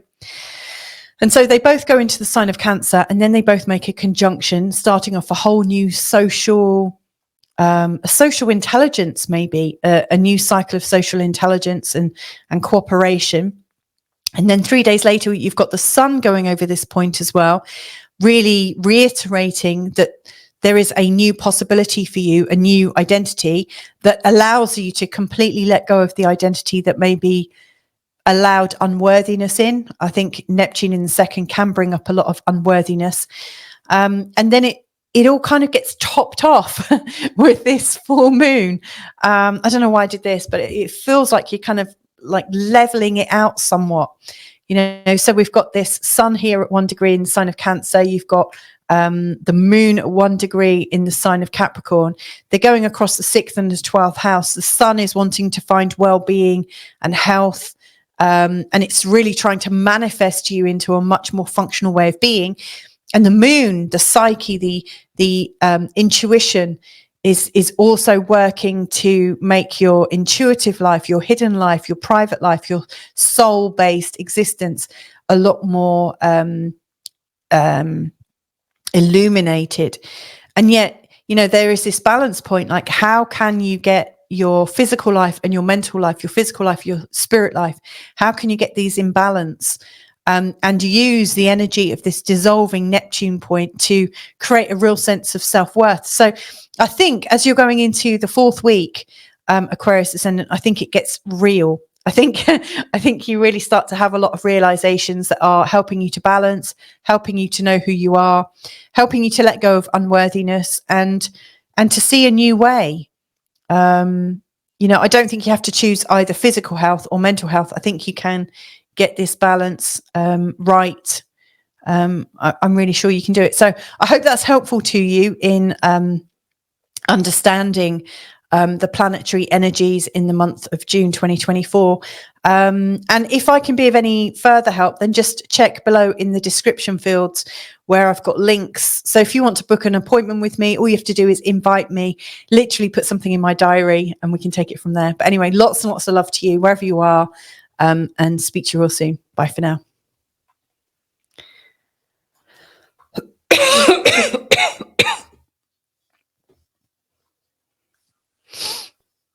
Hey Pisces, how are you? So this is the June forecast, the June quickening, I'm calling it, for June 2024. Wow, what an intense month this is. There's a lot of energy crowded into this 4th house area for you. This is one of the strongest houses, like the 1st, the 4th, the 7th and the 10th are really, really strong powerhouses for you. This one is really influencing how you are at home, how you are within your family, how you are. Do you have a place? Do you have that sense of belonging? So that's where all the attention is. And that is really strongly playing out in the first 2 weeks. In the second part of the month, the energy is going into the 5th house, which is about joy. So I like that. So it's going from belonging and bounded home life and, you know, how you feel secure and stable. And then from whatever you're creating in the first part of the month is then being expressed in terms of a creative idea, a creative energy, which is really, really special.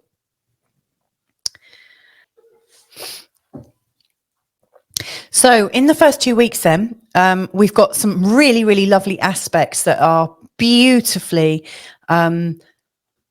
like blossoming. They're like a beautiful little rose that are bursting open and sending their fragrance everywhere in the area of your home life. I love this. I think this is a lovely, lovely kind of unfolding to occur. So between the 3rd and the 5th, we've got the Venus Cazimi energy where a loving well-being is the feeling that's coming forwards, and that is absolutely exact on the 4th. You know, so the 4th of June is about that loving forgiveness, the fragrance of true care and consideration is coming forth. And on the 4th, we've also got the Mercury energy in a conjunction with Jupiter, which is, you know, intense, short bursts of thinking and an expanded area of the thinking. So I really think that on the 4th, there are some great ideas that you've got that help you to understand your roles and responsibilities at home, how you can enjoy a better experience at home, how you can experience more love and forgiveness and kindness at home. So to me, it just feels like home is where the heart is in this first week of June. And in fact, the more time you spend at home, the more you're feeling more like yourself. So I really see that this first couple of weeks of June is about you finding yourself, reconnecting to yourself. You know, maybe you've been like in the previous month with all these planets going through the 3rd, you've probably been out and about meeting people, chatting and so on and so forth. And this next month, the June, it's bringing you back to the hearth. It's bringing you back to the home, bringing you back to a place of relaxation, calmness, peace and tranquility. Beautiful. On the 6th, there's the new moon at 16 degrees in the sign of Gemini. So you've got the new moon, you've got the sun, the moon, and Venus all together. And then they're all in a conjunction still with, not with Uranus, with Mercury and Jupiter. So there's this stellium, this 5-planet stellium in the sign of Gemini, again, lighting up the home. Jupiter is about optimism and well-being. Mercury, communication. Venus, love. The moon, the intuition, the kind of psyche. And the sun, the personality. It's all there. It's all in the place of the home. So the first 2 weeks, absolutely lovely. Whilst this is going on, and as we're heading into the second week, the third week, Mercury and Venus are applying, they're getting closer and closer into an exact square with Neptune. Now, this is something to watch out for because Neptune is at 29 degrees in the sign of Pisces, which is,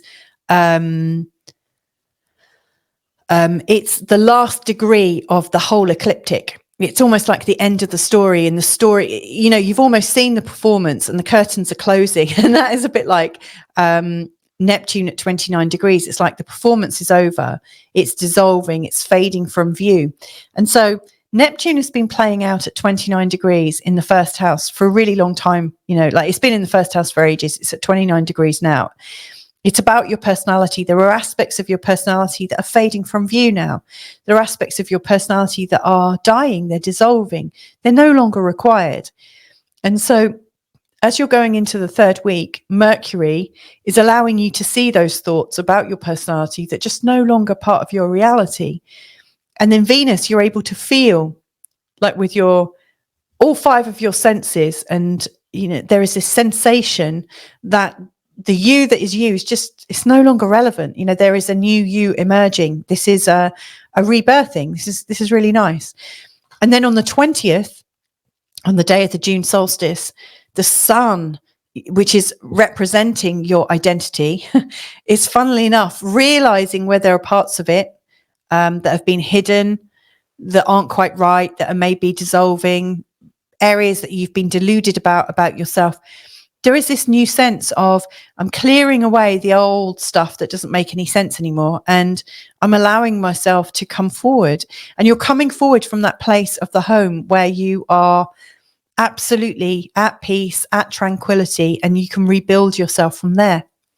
So that's why I think as Mercury and Venus and then later the sun move into this 5th house of creativity, of passion, of joy, of love, of all the things that really light us up. That's why you can have even more fun here, because you're already in the process of rebuilding yourself from that place of peace and tranquility. So what could be more fitting? So then the energy from the 20th is absolutely about your creativity, how you're kind of making love to the world. So like the 5th house does include lovemaking. It does include your children, everything that you are bringing from that source of love within you out into the world to be experienced. So I love that. The last 10 days are absolutely about you experiencing greater levels of joy, greater levels of satisfaction, greater levels of that soulfulness.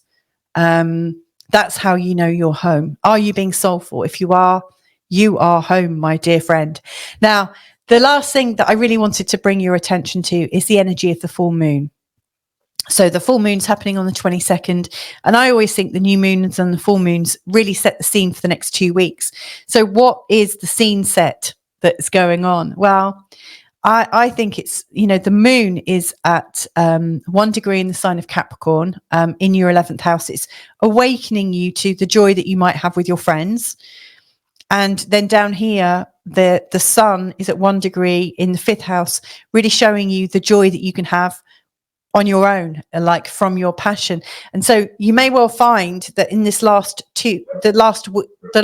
week of June, that one of the things that you're puzzling over is whether you want to enjoy yourself on your own, doing the things that absolutely motivate you, the things that are creative, the things that are really coming from you, feeding your soul, or are you wanting to be involved in activities that are being fed through your friends. You know, like, are your friends feeding your soul right now?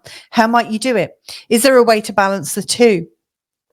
And whilst this is going on, this full moon, and you might find that a lot of people are feeling quite snippy around this time, and quite woolly as well. Like, they're snippy and irritable because there's something that they're not quite sensing. And that is that square to Neptune between the sun and the moon. Again, it's not just you that is dissolving something about yourself, but we're all going through this place of dissolution. We are all going through this secret place of learning that the things that we've held in place for so long are just no longer necessary. So good luck with this June 2024 Pisces ascendant. I hope you have a great month ahead. I really do think this one is a quieter month, but a much more peaceful and tranquil and enhancing month. So there you go. If I can be of any help to you, then please do just click on the links below in the description. You know, very, very happy to work with you. But anyway, have a fantastic month ahead, and I'll speak to you real soon. Bye for now. Okay, so that's the end of my June forecast. I have to say, you know, when I do these forecasts, I get these realizations about myself as well, you know, because they're, you know, as you might have realized, you know, I'm reading from the charts, but I'm also, you know, things are coming into my awareness at the same time. You know, I work intuitively. In the last three signs, I had to stop quite a few times because I was starting to get a bit whooshy in myself. You know, I've been talking, I noticed that what I talk about in my forecast, I talk about from 12 different angles, and I start to get the feeling of what it is I'm talking about. And what I'm talking about in this month ahead is the dissolution. You know, the Neptune, sun and moon in a T-square, it's dissolving things, and it's kind of altering the way we think about ourselves. And in the last three signs and the last three forecasts, I started to feel really whooshy in myself, as if I was about to collapse or faint, or like my mind was going to explode. And every time I had that thought, I had to stop recording and then calm myself and come into a place of peace and imagine that it's not all in my head, and actually that it's all in my heart. You know, a couple of days ago, I was working with a new client, and she said, am I out of my mind? And I thought it was a really, really good question, and we explored it, and I have her permission to talk about this. But, you know, I said, actually, the best question to ask ourselves is, am I out of my heart? And I realized that in doing that final set of forecasts, I was kind of out of my body, which again is a very Neptune thing. I was talking a lot about Neptune. I think it warrants a video, although already I'm a bit nervous about talking about it because I felt so out of my body. So I was going to be doing a couple of videos this week, but I think I need to take a bit of a rest. It's been quite an intense start to the year, and I really, really appreciate all the support that people have given me. I realise my throat's going, I'm feeling a bit woozy, that maybe I need to just rest up for a good week and then get back on it again. But anyway, I hope you're well. I hope you're excited. I hope life is good. I hope you're having realizations aplenty. I really do feel like life is moving at quite some pace. And I also recognize that in that I have a choice. And the choice is, am I going to stay at this pace? Can I stay at this pace? Do I need to take off some of the pressure? Probably. Do I need to really be conscious in the choosing of where I'm putting my energy? Definitely. So yeah, my parting gift, I think, today is, you know, if you're feeling like it's going a bit too fast, what can you throw off? Like if you're on this train that's like steaming full ahead, you know, you might choose to ask yourself, have I got some boxes of old stuff on here that I'm transporting into my future that I just don't need? And just like chuck that luggage off, like throw it far away, let it go. So yeah, I think this month is going to be one where we offload a load of things and then just really keep to all the things that are bringing us joy and that feels like it's part of who you are right now. So anyway, lots and lots of love to you. Speak to you real soon. Yeah, be well. Bye for now.